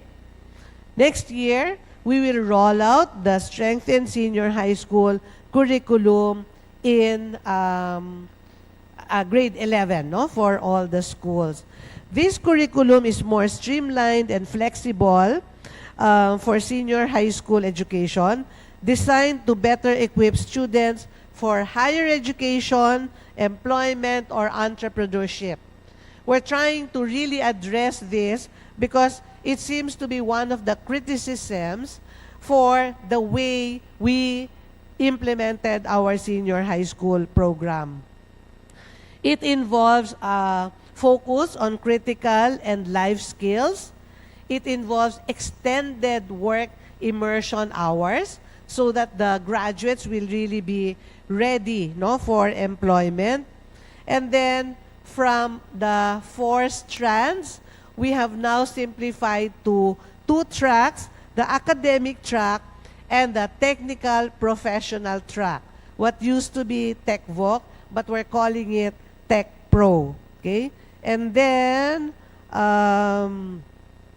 so there, we're trying to pursue better alignment with TESDA so that the national certifications will be awarded to our learners. Okay, so once again, you can read about that. And back to our topic today, we can see on the next slide, I posed the question that I really struggled with over the past several days. So back to the question, because this is our task for this afternoon. How do we form socially engaged citizens? And as I mentioned to you, we will not provide you, the usual ways of presenting the knowledge for this particular matter. Because I feel that if we just concentrated on those, how to implement outreach programs, how to reflect, how to process, and so on, well, you will not be going home with new insights. I have a video for you on the next slide, and I want you to listen intently to the video because that's from where I will call the answer to that important question. Please listen intently to the video. My name is Giampiero Petriglieri. I'm a professor at INSEAD, and over the past 20 years, I've been researching what it means to be a good leader. And I've been trying to help people figure out what it takes to become a better leader. And there's a question that people like me who study leadership, who teach and coach people who want to get better at leading, get asked all the time. What is leadership? It's an important question. And you would like to say, it's complicated. It depends on the context, on the moment in time. But you know what? You can't. When people ask about leadership, they want a simple, an immediate, a practical answer. And so we've developed a reflex, which is to answer with a model. And there are hundreds of these leadership models in articles, in books, in videos like this. And they all look different on the surface. But when you look closer, they're all the same. They're all a version of what I call the dominant model of leadership. The dominant model usually features a story and a list.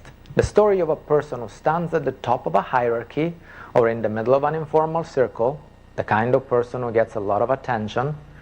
And then the list of attributes, virtues, or skills that supposedly help that person get to that place and influence others.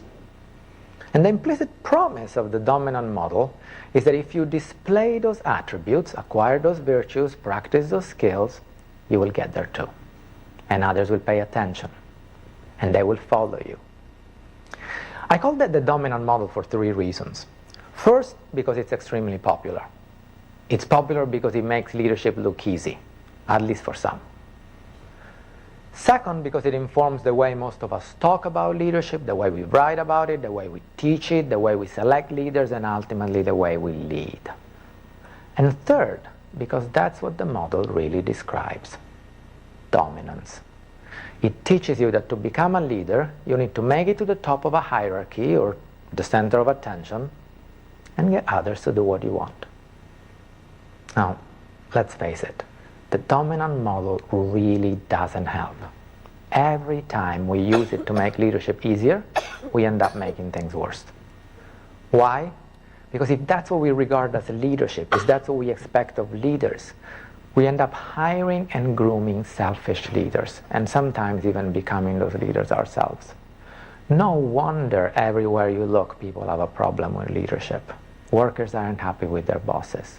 Companies can't find enough good leaders. Surveys keep telling us that we need more and better leaders. And you know what? We won't find better leaders or get better as leaders until we ditch the dominant model and find a better picture. And here comes the good news. I have found that picture. And here's the even better news. You already know it. How do I know that you know it? Because I've made a discovery.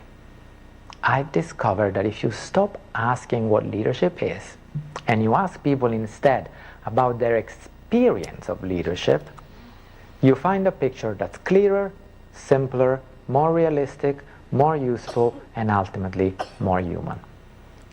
And the question I've started asking is this. Have you experienced good leadership? I don't mean heard about it, or read about it in a book, or watch it on TV or on YouTube. I mean you were in a room or in a virtual space and you witnessed it personally. You saw someone do something and you knew right there and then that he or she was leading you, and leading well. In fact, I'd like you to do that exercise now. Close your eyes if you want, and go back to that moment in which you were in the presence of good leadership. Where were you? Who were you with? What was happening? And most importantly, how did you know? How did you know that the person who came to your mind in that specific moment was leading? That they were leading you, that they were leading well? I want you to pay attention to your answer, to your intuition. It's likely that you didn't think, oh, I was very impressed by that person's position. And most likely, you also didn't go through a checklist of virtues and skills and said, yeah, self-awareness, tick. Teamwork, tick. Integrity, tick. Results orientation, tick. No. You probably didn't think about their position or skills at all.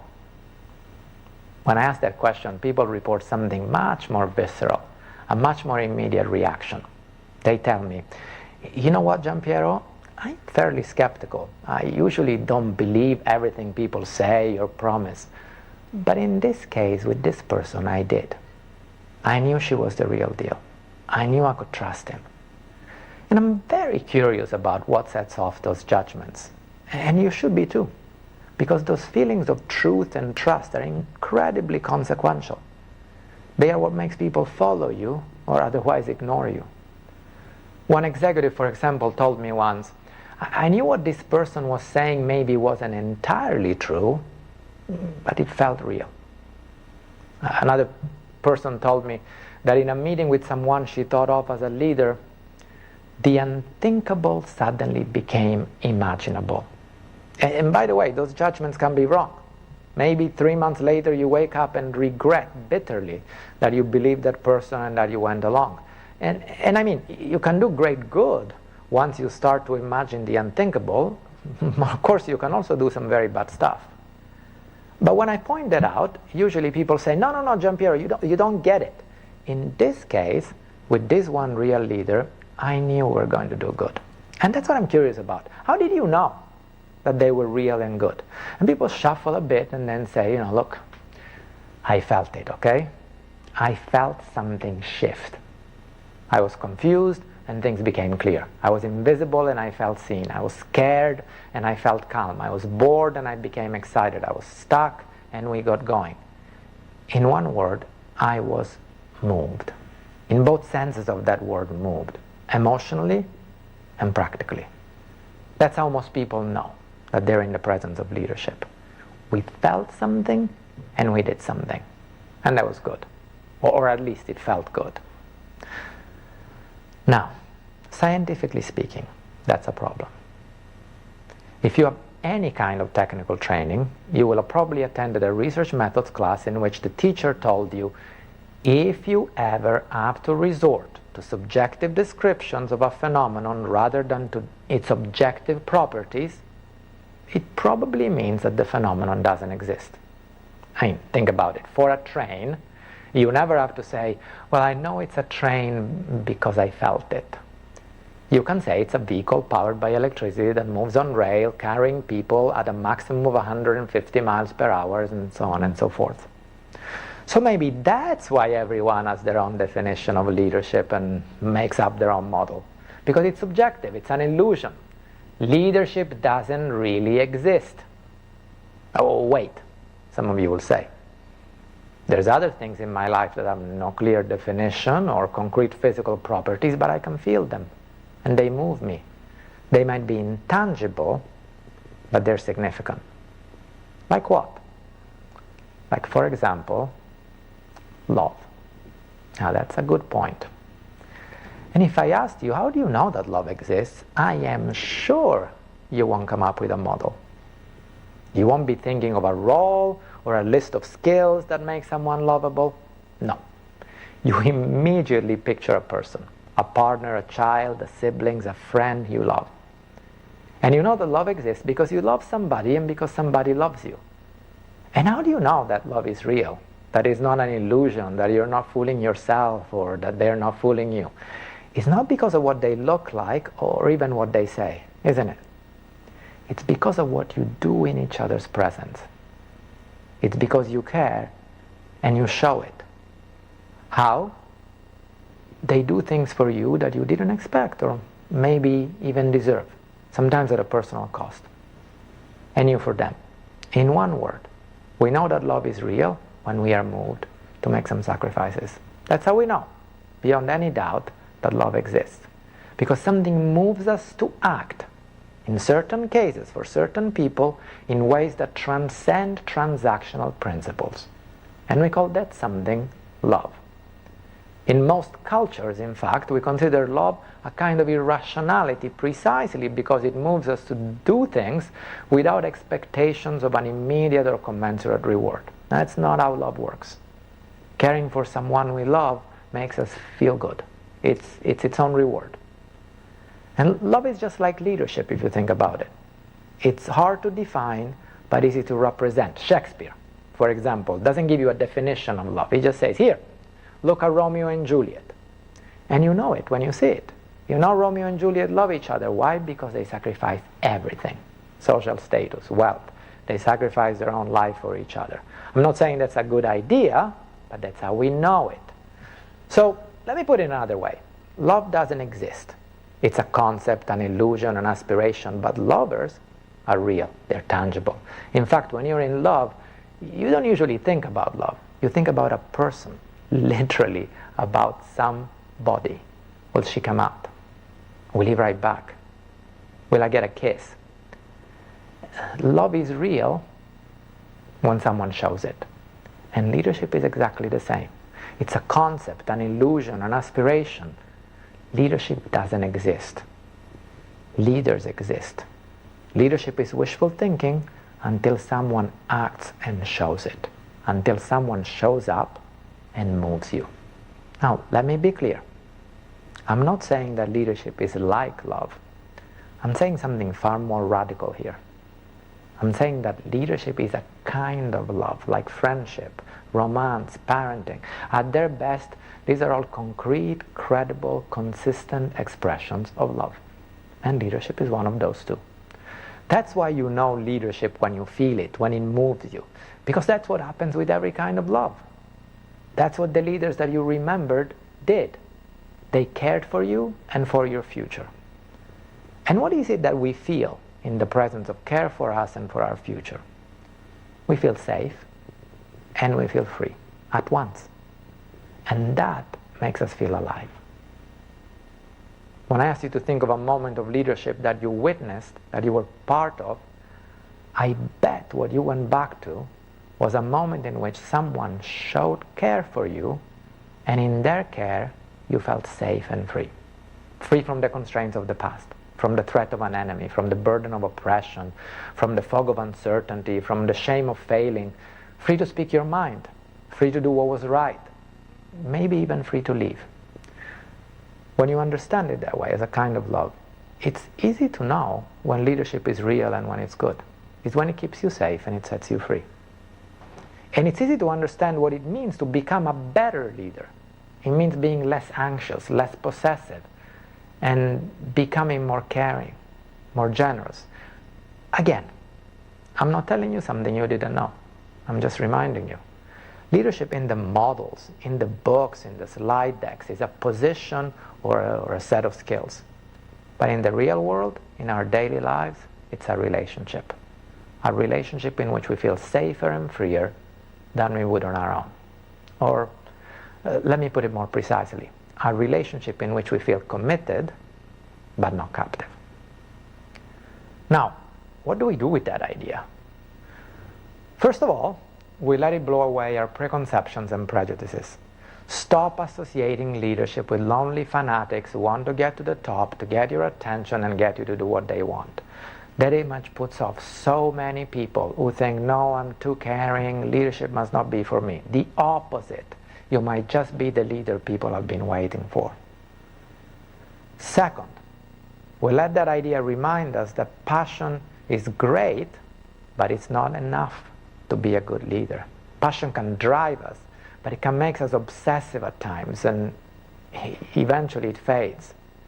Care, on the other hand, makes us generous, and it's something that we can cultivate and expand over time. Third, if you want to be a leader, stop asking yourself, how do I move up? How do I get attention? How do I get others to do what I want? That, my friend, is seduction. It's not love. It might charm people at first, but it will breed mistrust in the long run. Ask yourself instead, what do I care about? Whose futures do I care for? Unless you can answer those questions, you're not ready to lead, because you don't know who you're leading and why. You must declare what you're trying to keep alive and who you're helping feel alive. They must know it in no uncertain terms. That's the start. Once you're ready to lead, then you need to deserve it. And you deserve it when you show that care in a concrete, credible, and consistent way. Again, think about it. What sacrifices are you making for those people and for their futures? How are you showing your commitment? How do you keep them safe and set them free? When you see leadership this way, you understand it better as a concept, and you humanize it in practice. Leadership becomes more personal and at the same time less about you. You get why it's simple and why it's so hard. Because at its core, leadership isn't the practice of a model or the promotion of an idea. Leadership is a kind of love declared with courage and shown with care. And you already knew it. I've just reminded you. Now don't forget it, because if you remember that leadership is a kind of love, you will follow better leaders and become a better leader yourself. All right. I'm not sure how intently you listened to the My video. name is Giampiero Petri. I'm not sure how intently you listened to the video, but if you did, the ideas are really very good. Consider taking a look at the video again, no? When you're not so tired and when it's not an afternoon like this one. The ideas are very good. I have attended and taught leadership classes. And so I have encountered transformational leadership, servant leadership, charismatic leadership, transactional leadership, even destructive leadership. But this presents new ideas. He says, leadership is a kind of love. He is not even saying that leadership is like love. It is a kind of love.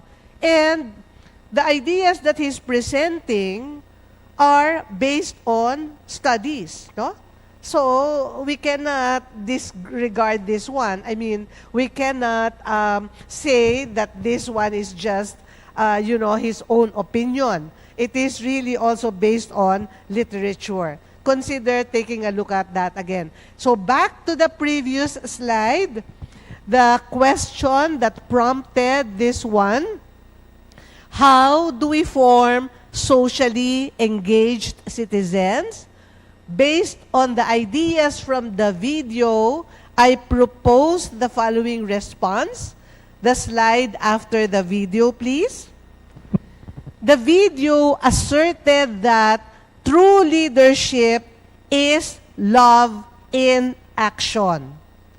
So for the purpose of our task this afternoon, I would like to assert that we can form socially engaged citizens when we teach our learners that the highest form of leadership is love expressed through service.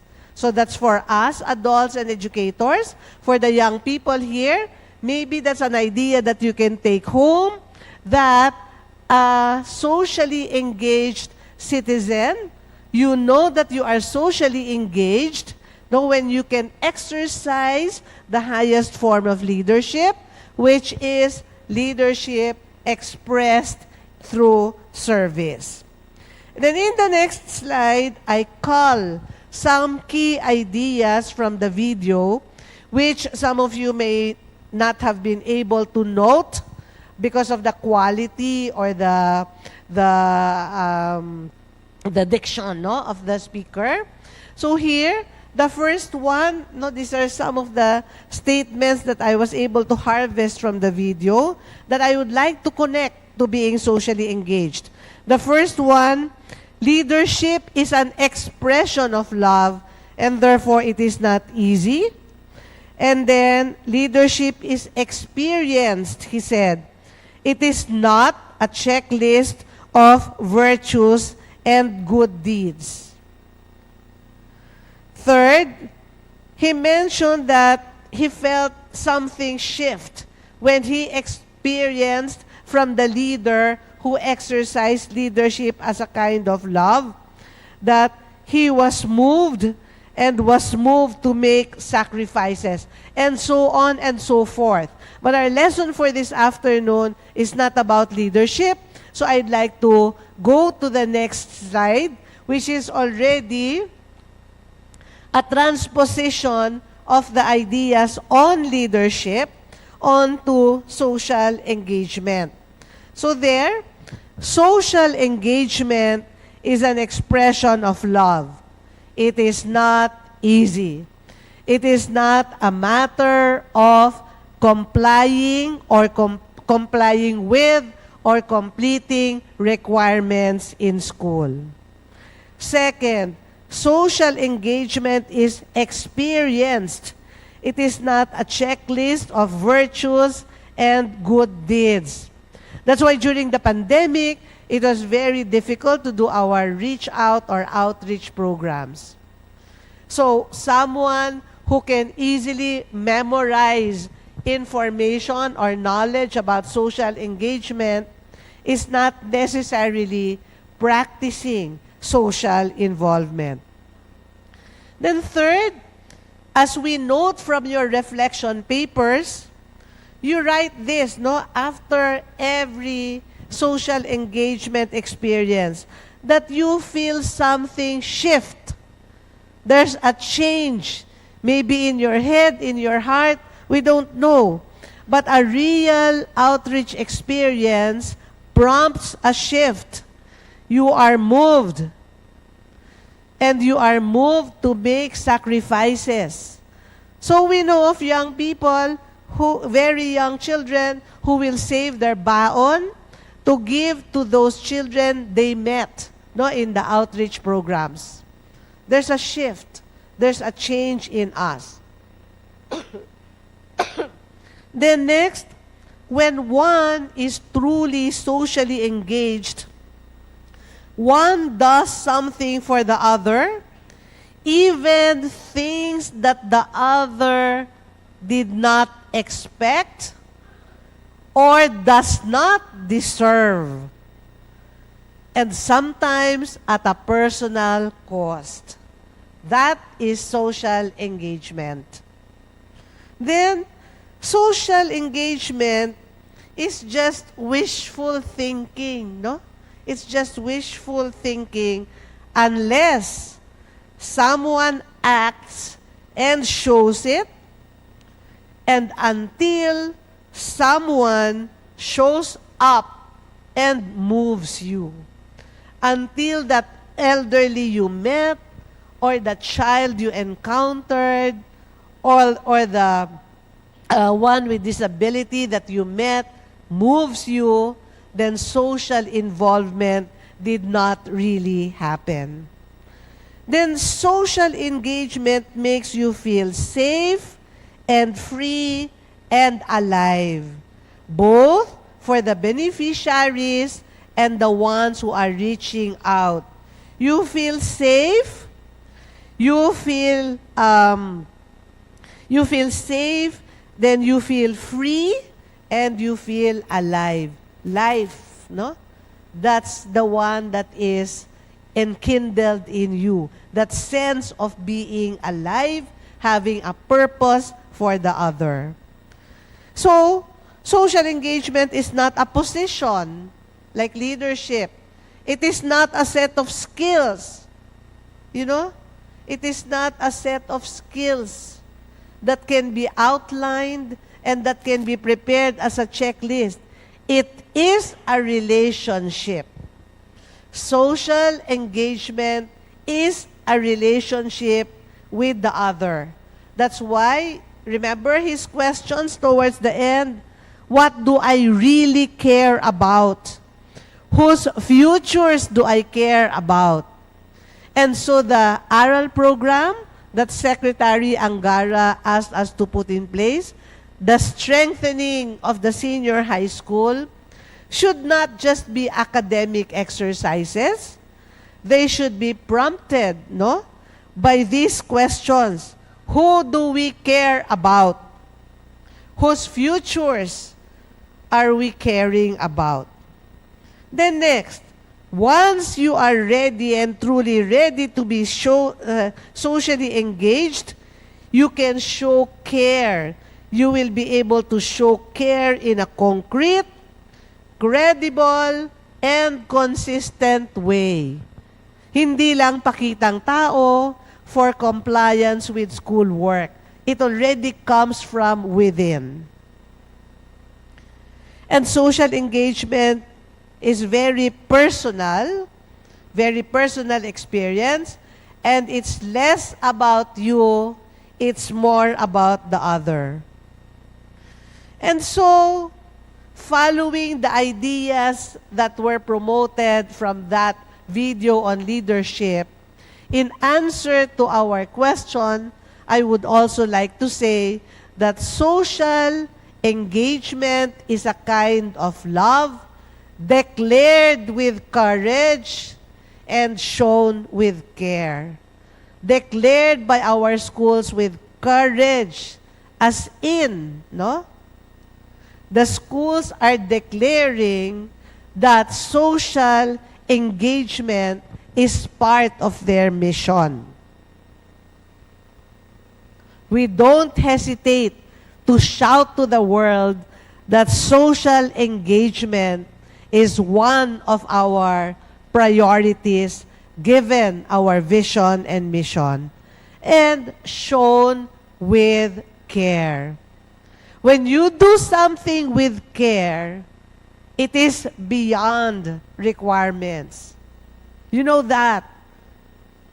When you attend to a friend or a family member with care, you know that it is way beyond obligation. That is social engagement in its truest sense. And allow me to show a final slide. So what then? And I end with this quote from St. Ignatius of Loyola, who said that love is shown more in deeds than in words. And similarly, in relation to our topic today, social engagement is shown more in deeds than in words. Not through the recitations in class, not through the reflection papers that may be graded or at least noted as completion of requirement, but in deeds, in action. So this means that for us, your educators, This means that we cannot just lecture to you about social engagement. We need to be able to show you how to be socially engaged. We must be able to insert this in our lessons in math, in PE, in English, in Christian living, social studies, in all our lessons. No? This predisposition for those who have less in life will always come out in our lessons. And for you, our young people, social engagement means really putting into action, no? This one which we are talking about, this one which is described as being involved in the other person. So allow me then to end with those two very important points, that social engagement is a kind of love, and that social engagement is best shown in deeds rather than in words.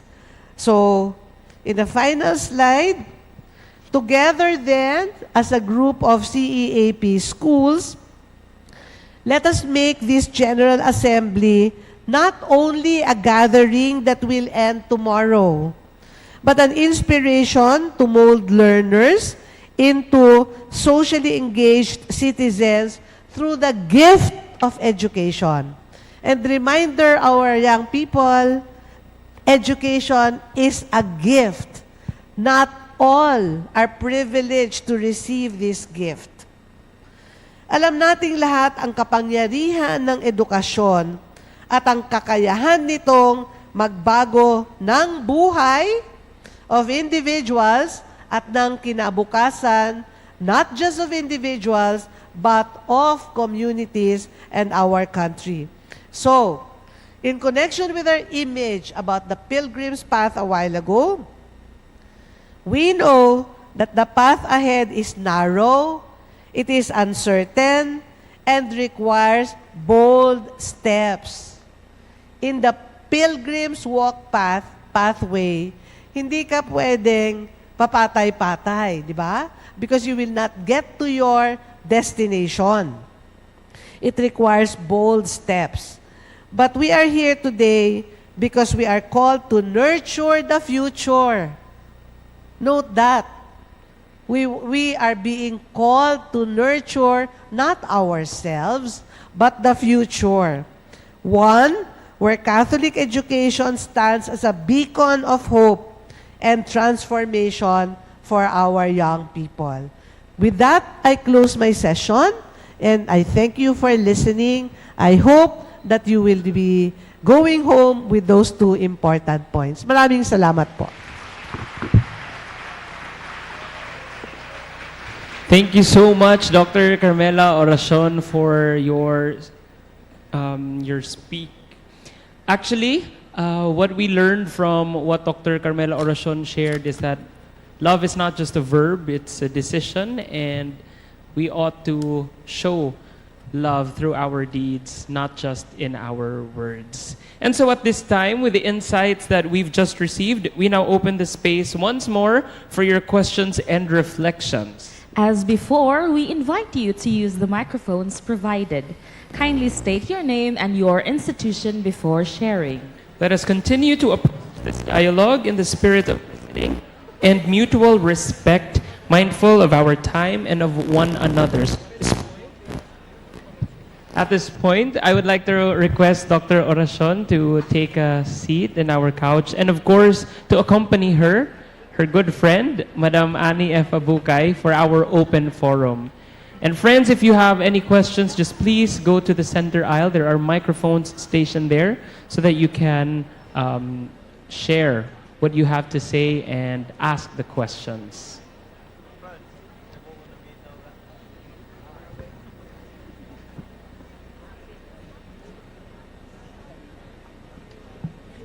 Do we have any from the participants? Yes, all right. We have two right away.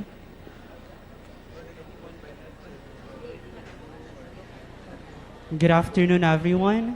So my name is Rizjan Piabangan, the current SSLG advisor of Virgen del Pilar Colleges Incorporated of Pilar, Bohol. And I would like to give my utmost privilege and at the same time acknowledgement to the dearest speaker for giving us a wonderful message about social engagement and prophetic voices of Catholic education. And with that one in mind, I would like to share my personal reflection and at the same time the learnings or key takeaways that I learned out from this speech. And let me begin by saying, in a world where injustice, inequality, and indifference often prevail, Catholic schools are called to be prophetic voices. How? In what way? Voices that do not remain silent in the face of suffering, but instead speak courageously for truth, dignity, and justice. And in connection to what Bishop mentioned a while ago, during his speech, speak your truth quietly. And no small voice is left unnoticed in speaking the truth. To be prophetic, in my case, means to see society with discerning eyes and to respond with courage and faith to be able to spark real change. As I reflect on the speech given to us earlier, I am reminded that being part of Catholic education means being called to action. It is not enough to know what is right. Instead, we must live it out. Our formation as teachers or educators of the 21st century is considered incomplete unless it leads us to engage with the real struggles of people, especially the youth, to stand with the marginalized sector, and to work for the common good. In this way, Catholic education truly becomes a prophetic voice, one that inspires, challenges, and transforms both individuals, especially the learners of today, and society in general. To this end, this is actually my first time teaching in an actual school with diverse learners, ma'am. And I would say or admit that I had mistakes, and I will be continue making mistakes later on or along the way. But as what my master's professor mentioned, on the process of becoming better, and on the process of becoming prophetic. You may have the right to question my teaching abilities while inside the classroom if you do so, but no one can ever question, or I hope for all the teachers who are here with us today, that no one can question our commitment, our love, and our passion for teaching and molding the minds of the youngsters. That would be all. Thank you. And once again, good afternoon. Thank you very much for your insights. All right, we had one more earlier, perhaps a question this time for Dr. Oracion or Madam Abukay.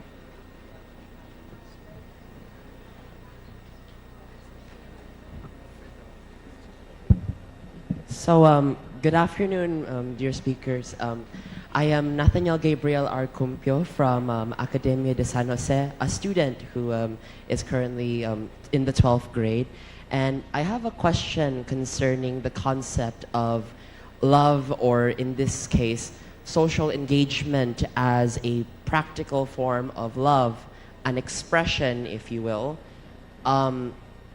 In the current times, at least, from what I've noticed personally, most of the values that are attributed to social engagement, awareness, social awareness, or things like expressing more concern for these issues in life, are kind of diminishing in a sense due to the fact that our basis of education with most of the students here in the Philippines isn't all that optimistic in a sense. Sorry to say it like that.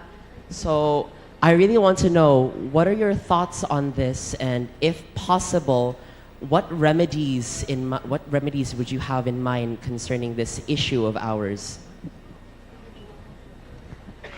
You know, the sentiment of young people like yourselves about our country cannot be ignored, because really we see many wrong things all around us, right? And maybe that's also what prompts many of our people to go elsewhere. There seem to be better things outside, right? But those among us who have stayed and stayed on, you know, our country, our one and only country, is also worth the loving, the investing in. But it's not easy. Not easy. Especially when you see it as something that is not concrete. And so perhaps this initiative of yours is very timely and very important because it is an effort to show everyone that the other is not just a pronoun, that the other is actually a real person. No? So that's the way I would answer you, but I am very sure it will still not convince you until you are grabbed by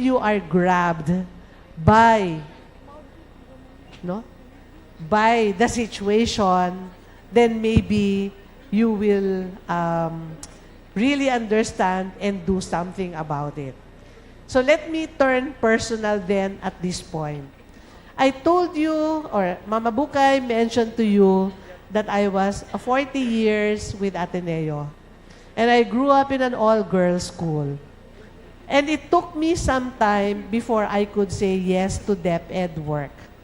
Because honestly, I was very fine where I was. I was okay. No? However, I saw in a very concrete way the things that could still be done with the public schools, in the public school system. Okay? But I also see that we also have to help our private school system. So we do not have to go very far because many of our private schools are also already needing help. So these were the things that I was seeing. And Ateneo is Ateneo. However, as one Japanese author said many years ago, I read it somewhere, the country can only march as fast as its slowest members. So this country cannot advance in the manner that you are hoping for if we cannot take with us our slowest members, those who aren't able to read, those who aren't able to complete senior high school, and so on. So maybe that's on a personal note, but that's from me who is my age. No? So maybe we, your educators, should go out of our way some more to give you the meaning. Remember, one of the characteristics of the prophet is to provide the inspiration for us to be able to show you. And so right now, it's very difficult where I am, but I have no regrets because I also see that many changes might be possible from inside. Ma'am Annie?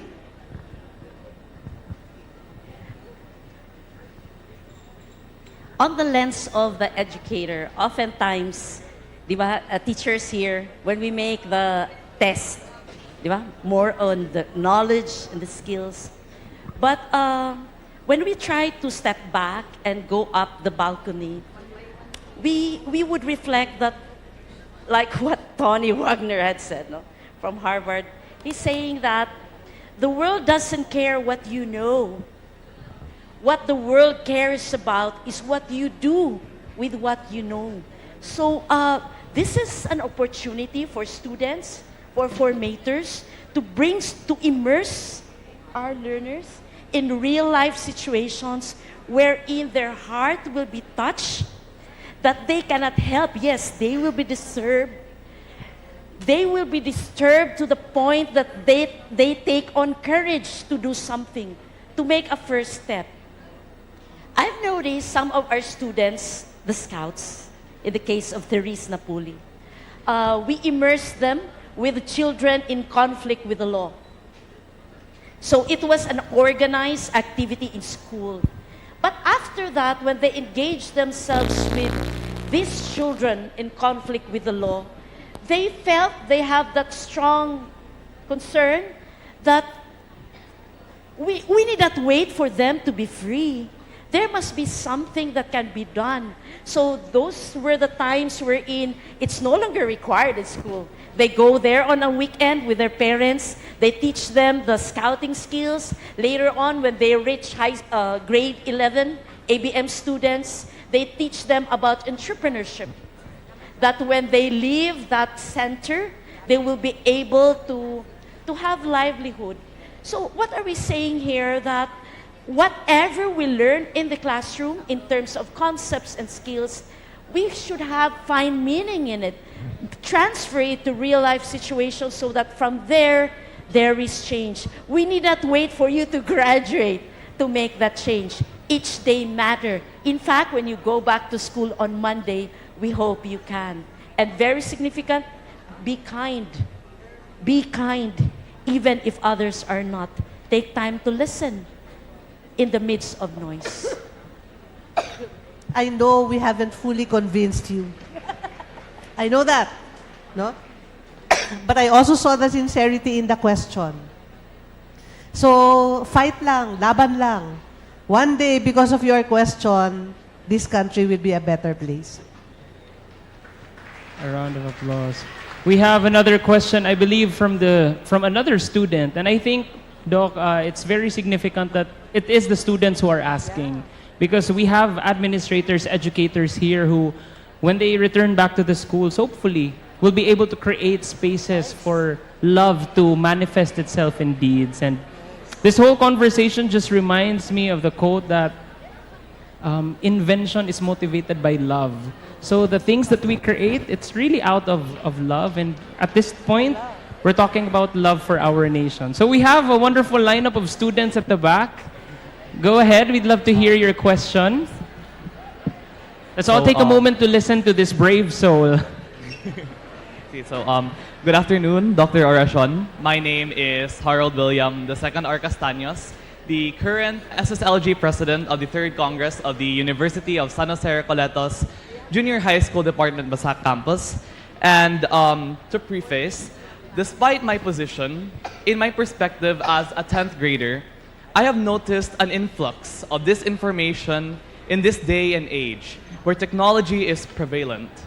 With that out of the way, how can we use social engagement to respond to the culture of disinformation and toxicity both online and offline? Thank you. Your questions are so tough, Ma'am Annie. But I'd like to reply to that in this manner. I think, in fact, social engagement, no? Being engaged with the people will make a difference. It will be the antidote to all the fake news. I can say that because, you know, even before I went to DepEd, I was working in this center that worked with public schools. And at that time, I was already wondering, sister, how come there are all these initiatives, so many projects, no? But how come we are always there at the bottom of international assessments? But there's one answer that was echoed by the people from the public schools that I will never forget. Ang sabi nila ito, hindi po kasi alam ng mga tao sa itaas ang tunay na nangyayari sa ibaba. And that's the way I will answer your question. That's why social engagement is important. It's the way for us to see, to find out what is really happening on the ground. So, even if all these fake news crop up, we know the real story, we know the real score. Thank you very much. All right, thank you. We have, again, a lineup of students with their curious minds. Just a reminder, if your question has already been asked, then you may opt to leave out the line because I think there are around more than 10 at the back. All right. Another question. So, good afternoon, Dr. Oracion. I am Nathan Ray B. Rosales, a grade 9 student leader from Mary Help of Christian School, Cebu Incorporated. During your discussion, the words socially engaged citizens and challenge injustice caught my eye. I believe that we are all aware of the issue in the Philippines today. How can we challenge injustice, especially with the corruption we are facing today, when the taong nakaupo are not willing to lend a hand and an ear to us citizens? And by being upright and socially engaged citizens, how can we help others that are behind in education be aware of the situation happening here in our country? How will you answer that, Ma'am Annie? No, but it will not be fair to expect from you, our young people, to address that. That's so deep a problem, di ba? It will not be fair. But maybe we expect you to prepare yourselves for the time when you will be seated there. No? We expect you to understand your lessons very well, so that when the time comes that you are in those positions, things will be better. For example, you know, I'm a math teacher. 0. You may say that 0 is nothing. 0 is nothing, right? But understand your lessons very well. 0 is also a placeholder. So when you write a check and you add a 0 at the end, and you say to your staff that 0 is nothing, that's not true, right? So maybe that's what we are trying to say. To you now, do what you need to do, study well, understand your lessons very well, take advantage of all the experiences, whether these are, I don't know, fairs or orgs, whatever, to prepare yourselves for your roles in the future. Sige, thank you, Doc. All right, go ahead. Good afternoon. My name is Bitwakin J. Curlew, that is an 8th grader from St. Dominic Xavier International School, who would like to speak up on what I have noticed. Students usually spread misinformation instead of speaking in a time of disinformation. These types of things lead to conflict and confusion. And these are the main aspects why students fall behind. It's not only because they drop out or weren't able to read. It's also the misinformation and loss of motivation because they were discouraged about what they're going through and that they're working jobs between their classes just to pay their own tuition. I agree that it's hard to help someone that is not socially engaging to their state. Projects and activities won't help this problem. Writing and expressing their feelings does help, but the best way is to construct an emotionally intelligent conversation. Because talking to them with love help them ease their problems in life, whether it's about love, financial problems, or even school. Expediting this process will make things even worse. But my main question is, what happens if someone cares and is socially engaged, but inside they don't care about themselves? So, are they still considered to be socially engaged? You mean the individual is engaged with others but doesn't care about himself? Yes. Lack of self-care. But that one is remote, no? I mean, we expect that an individual who cares for others has first cared for himself. Diba? One is not able to go out of his way unless he gives importance to this God-given gift that is himself or herself. But in that case, if that's really happening, then that person is also worth reaching out to. Huh? So maybe there's something that happened all his growing up years, or her growing up years, that placed him or her in such a disposition. Thank you. All right, great. I hope that answers the question. We have time for just one more question. And for those who are lining up, you can write down your questions and maybe we can just write to Dr. Oracion later on. But for now, we have time for one more question. Go ahead. I told sir that it's okay for him to give you my email address because your questions are important and we have to pay attention to them. All right, our last question for today. Hello, good afternoon. I would like to introduce myself. So, I am Cheryl Joyce Bebato, a second-year Bachelor of Arts in Journalism at the University of San Jose Recoletos. This will digress the usual question about misinformation because I'm talking about a personal experience. Back when I was in senior high school, I used to be a class president at my section and in the second half of my grade 12. I experienced something setbacks such as the lack of confidence when it comes to leading. The typical stereotypes of becoming a class president is about having a social engagement towards people they care about, but something hinders me. I am an introvert person, I don't interact with people. That sets me back, that distances me from my classmates. So as a result, my senior high school years was spent with loneliness, and even though I have a position in life, I have a position in my classroom, I became one of the people who had to endure because I am not a communicative person. Now as I grow older, I want to reclaim the title back of having the confidence of becoming one of the braver people, especially that I'm taking my degree program in journalism, which interacts with people who will deal with so many people in the past.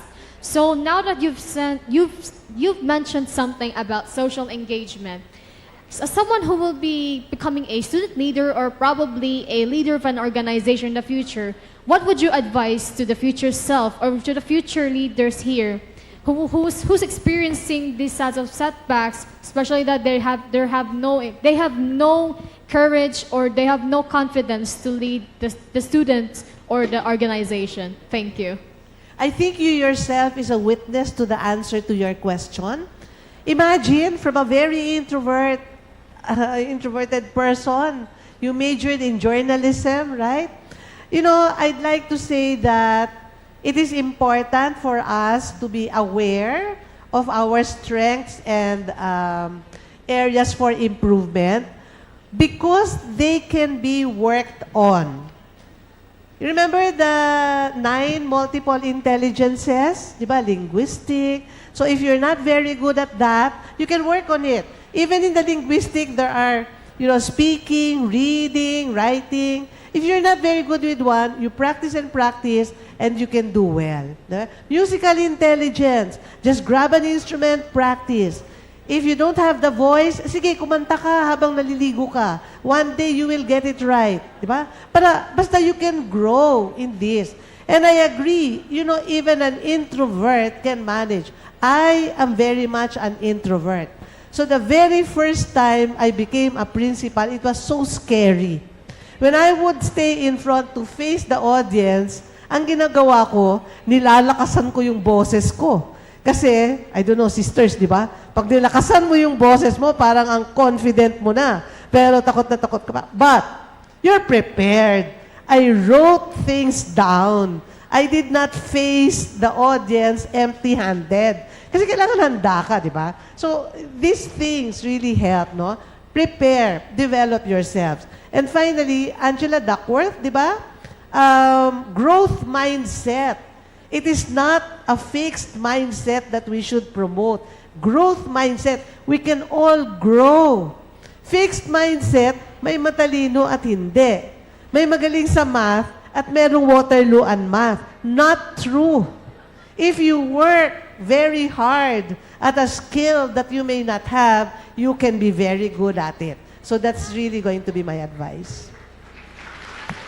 What a way to end this open forum. I think everyone and every student should have that growth mindset. And in the future, as what Dr. Oracion says, we will wake up to a better country. Once again, thank you so much, Doc. And of course, Madam Ami Abukay.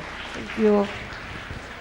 To express our sincere gratitude, We would like to award our speaker a certificate and a simple token of appreciation for gracing us their time. We request the presence of Sister Elenita Soriano, DC, and the superintendents, Father Conrado Cedilio, Reverend Father Ruel Pangan, Reverend Father Gerson Justiniani to present the certificate and token. We would also like to request Madam Annie F. Abukay, Chairperson of CEAP Regional Basic Education Commission and President of Cebu Secondary Schools Principals Association, to read the citation.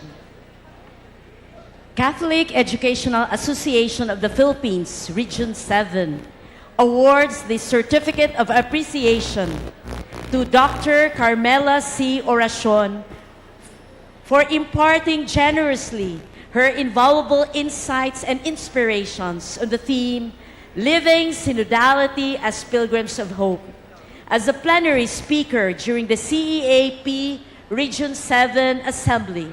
Your remarkable sharing has meaningfully advanced the noble mission of Catholic education and strengthened our shared commitment to faith, service, and excellence.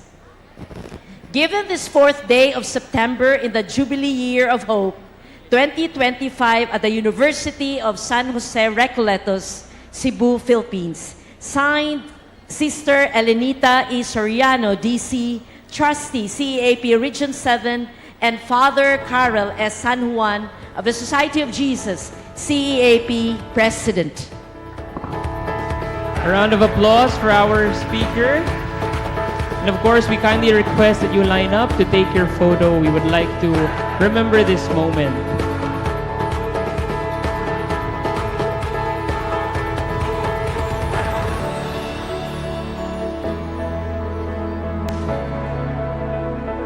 All right. Thank you so much, Dr. Oracion, and of course, our superintendents and council members from CEAP Region 7.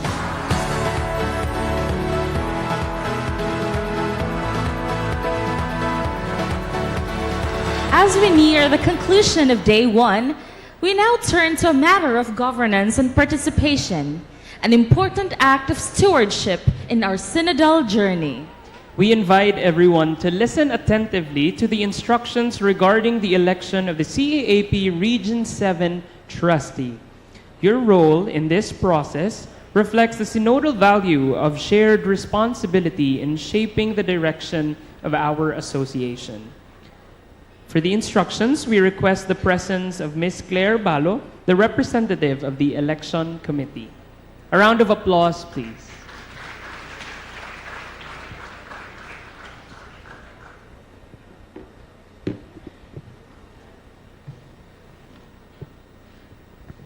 Good afternoon.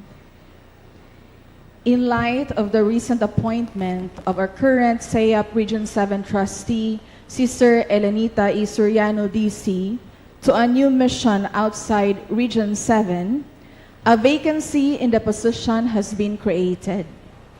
To ensure the continuity of representation to the national and leadership within our region, an election for the new CEAP Region 7 trustee is hereby called. Before the instructions for the election will be presented, let me present Section 2 of the Constitution and Bylaws of CEAP National. Section 2, Regional Representation and Elections. 2.1, Election of Regional Trustee and Assistant Regional Trustee. The Regional Assembly shall elect the Regional Trustee and the Assistant Regional Trustee from among its members. The election process and procedures for selecting these positions may be determined by the Regional Assembly itself. 2.2, Election of the Regional Council members. The Regional Assembly shall elect the members of the Regional Council from among the superintendents and heads representatives of the member institutions in the region. 2.1.2, the Regional Council shall consist of a minimum of 5 members or such number as determined by the Regional Assembly before the elections. 2.1.3. The Regional Council members shall serve a term of 3 years. Guidelines for voters in the online election of trustee. With our commitment to a smooth, transparent, and secure election process, kindly observe the following instructions when casting your vote online. Eligibility to vote. Only the head of the schools of a duly accredited CEAP Region 7 member schools are eligible to vote. Each accredited school is entitled to 1 vote only. Access to the online voting platform. A secure election link will be sent to the registered email address of each head of the school. Please check your inbox and maybe your spam folder for the email from CEAP Region 7 Election Committee. The link is unique to your school and must not be shared with others. Voting period. The online voting system will be open today, 4 September 2025 at 5:30 p.m. and it shall be closed tomorrow, September 5, 2025 at 10 a.m. Votes submitted after the closing time will not be counted. When casting your vote, click on the secure link provided in your email. Verify your school's name and accreditation details displayed on the screen. Review the profile of official candidates for regional trustee by clicking on their name to view their curriculum vitae. Select only one candidate of your choice. Confirm your selection before final submission. Once submitted, your vote is final and cannot be changed. Confidentiality and integrity. The online election platform is designed to ensure secrecy and integrity of the vote.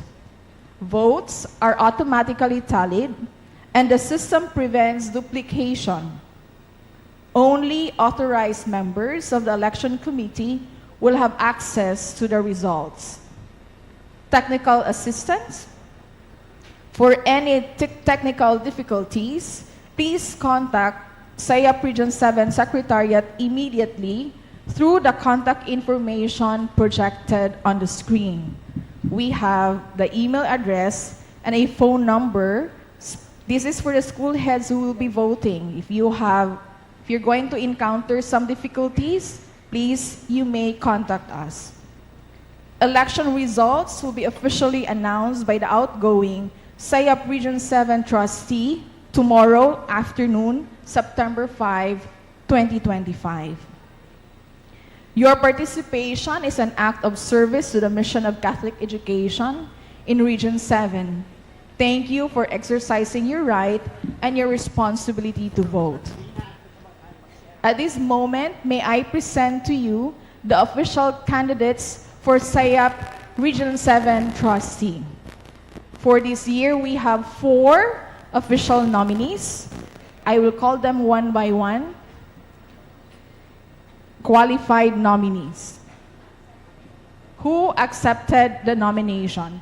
There are 4 official, but I believe there are only 2 of them present with us this afternoon. Okay? May we have Father Eduardo S. Celis, Jr., OAR. Father Celis, may I please ask you to stay here on stage?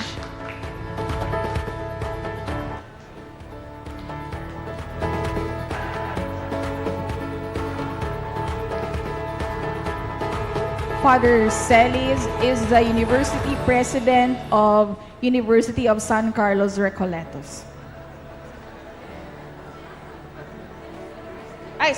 University of San Jose, Recoletos. Sorry. Okay. Our next candidate is Father Francisco Antonio Estepa, SVD. He was with us this morning. Unfortunately, he has an appointment that he needs to attend to this afternoon. He's not able to come. But for your information, he has also officially accepted his nomination. Father Estepa is the president of the University of San Carlos.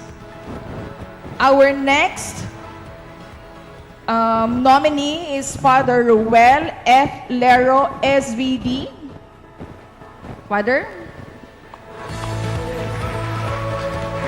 Father is the president of the Holy Name University in Tagbilaran, Bohol. And then our last nominee is Father Randolph A. Figuracion, SDB, who is unfortunately not with us also this afternoon but has officially accepted our nomination. He is the president of Don Bosco College of Cebu. Okay? So these are our 4 nominees. You can see their faces on screen. Live here in front of you, we have Father Celis and Father Lero. Thank you very much, Father.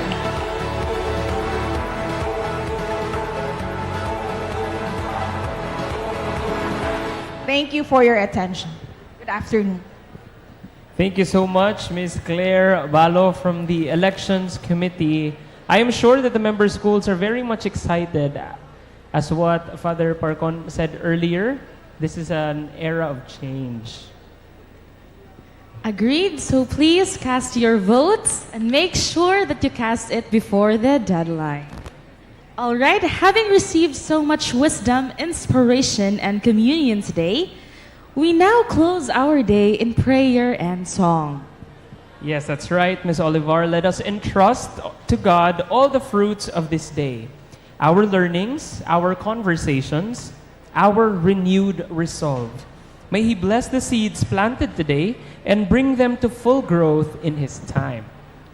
We invite everyone to stand as we offer our closing prayer to be led by a representative from Academia de San Isidro, Labrador. The prayer will be followed by the singing of the CEAP hymn, a hymn that reminds us of our shared identity and purpose as Catholic educators.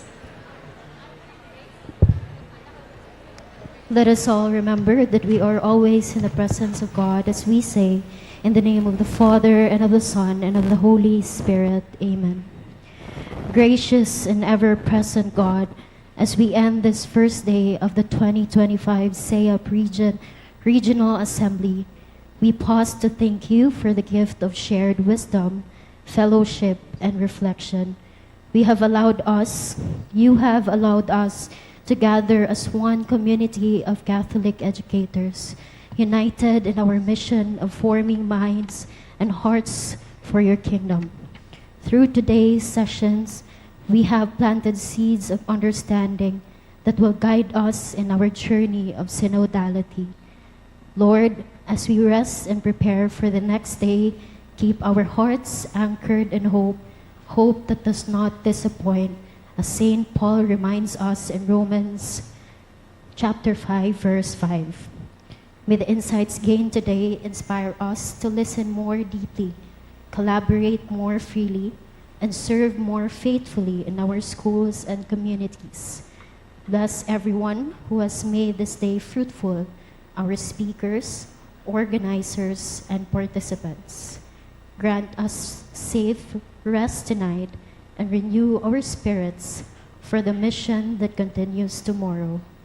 May we carry with us the spirit of communion, participation, and mission as we live out the calling of this assembly. In Jesus' name we pray, amen. In the name of the Father, and of the Son, and of the Holy Spirit, amen. May we also request the CEAP Region 7 Council members to stand with us here on stage for the singing of the CEAP hymn. Requesting the presence of Sister Lenny, Reverend Father Justiniani, Father Cedilio, Reverend Father Pangan, Sister Ivy, Mrs. Annie Abukay, Miss Ingrid, Dr. Javita, Madam Barton, Father Eduardo Celis, Dr. Quinones, and of course, Father Oresga. These are our leaders in the CEAP who have served us in the last year. And it is fitting that they lead us in the singing of the CEAP hymn.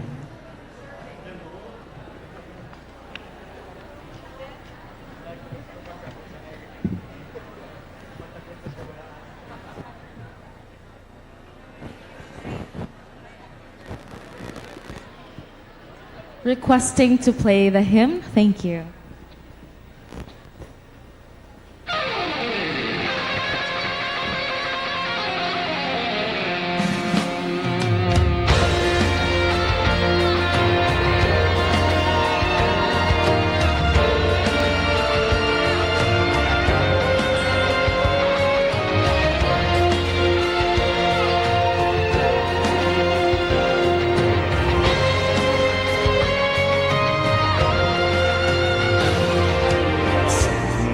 May bagong anyo, isang bansang may bagong sigla. dahil sa ikaw at ako, Tuto sa prinsipyong inyo at serbisyong totoo. Kalingturan ni Kristo, Isang puwarang katoliko, pagkakaisa sa tulong at gawa, masasalamat sa lahat ng alaala. pagbabago, Ang misyon sa mundo, magagawa sa biyaya ni Kristo. Ang kabataan, may hamon at alay, sa ating bayan, maging lingkod at ng pagbabago. sa misyon sa mundo. Birhen Maria ang gabay at ang modelo.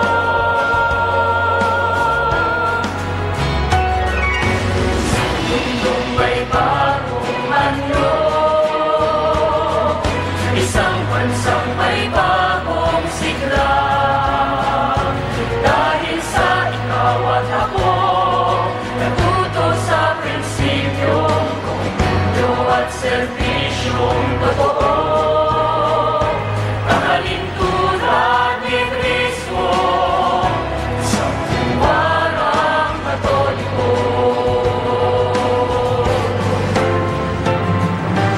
Bagong may bagong anyo, bagong may bagong sigla. Komunyo, serbisyong totoo, maging isang puwarang katoliko.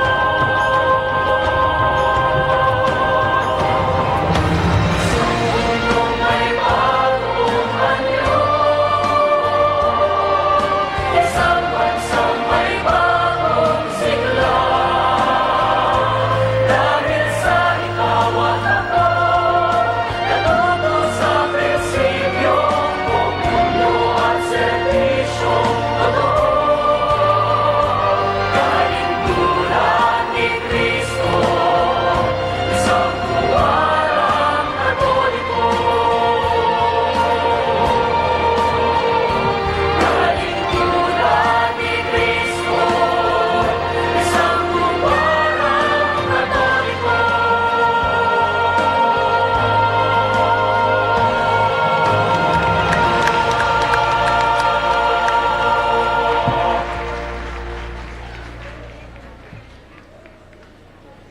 Thank you so much, the members of our CEAP Region 7 Council. Of course, as we wrap up the day, I'd like to remind everyone that there's a QR code at the back of your IDs, and if you scan that QR code, you can gain access to the program flow so that you will be guided tomorrow. It will also give you the CEAP hymn, which we will be singing once again tomorrow, and it will give you materials to the concurrent sessions that will happen all tomorrow.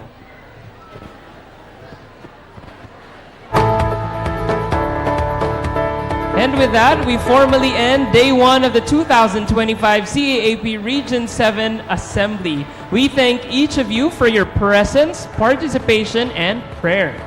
May you find rest tonight, rest not only for the body, but for the spirit, knowing that the work we do matters deeply. Tomorrow we gather again with renewed strength, ready to continue the journey together. Please be reminded to return early tomorrow for our second and final day, beginning with registration at 7:30 in the morning and our opening prayer, which begins at 8 a.m. Until then, may the Lord watch over you and bless you. Good afternoon and see you all tomorrow.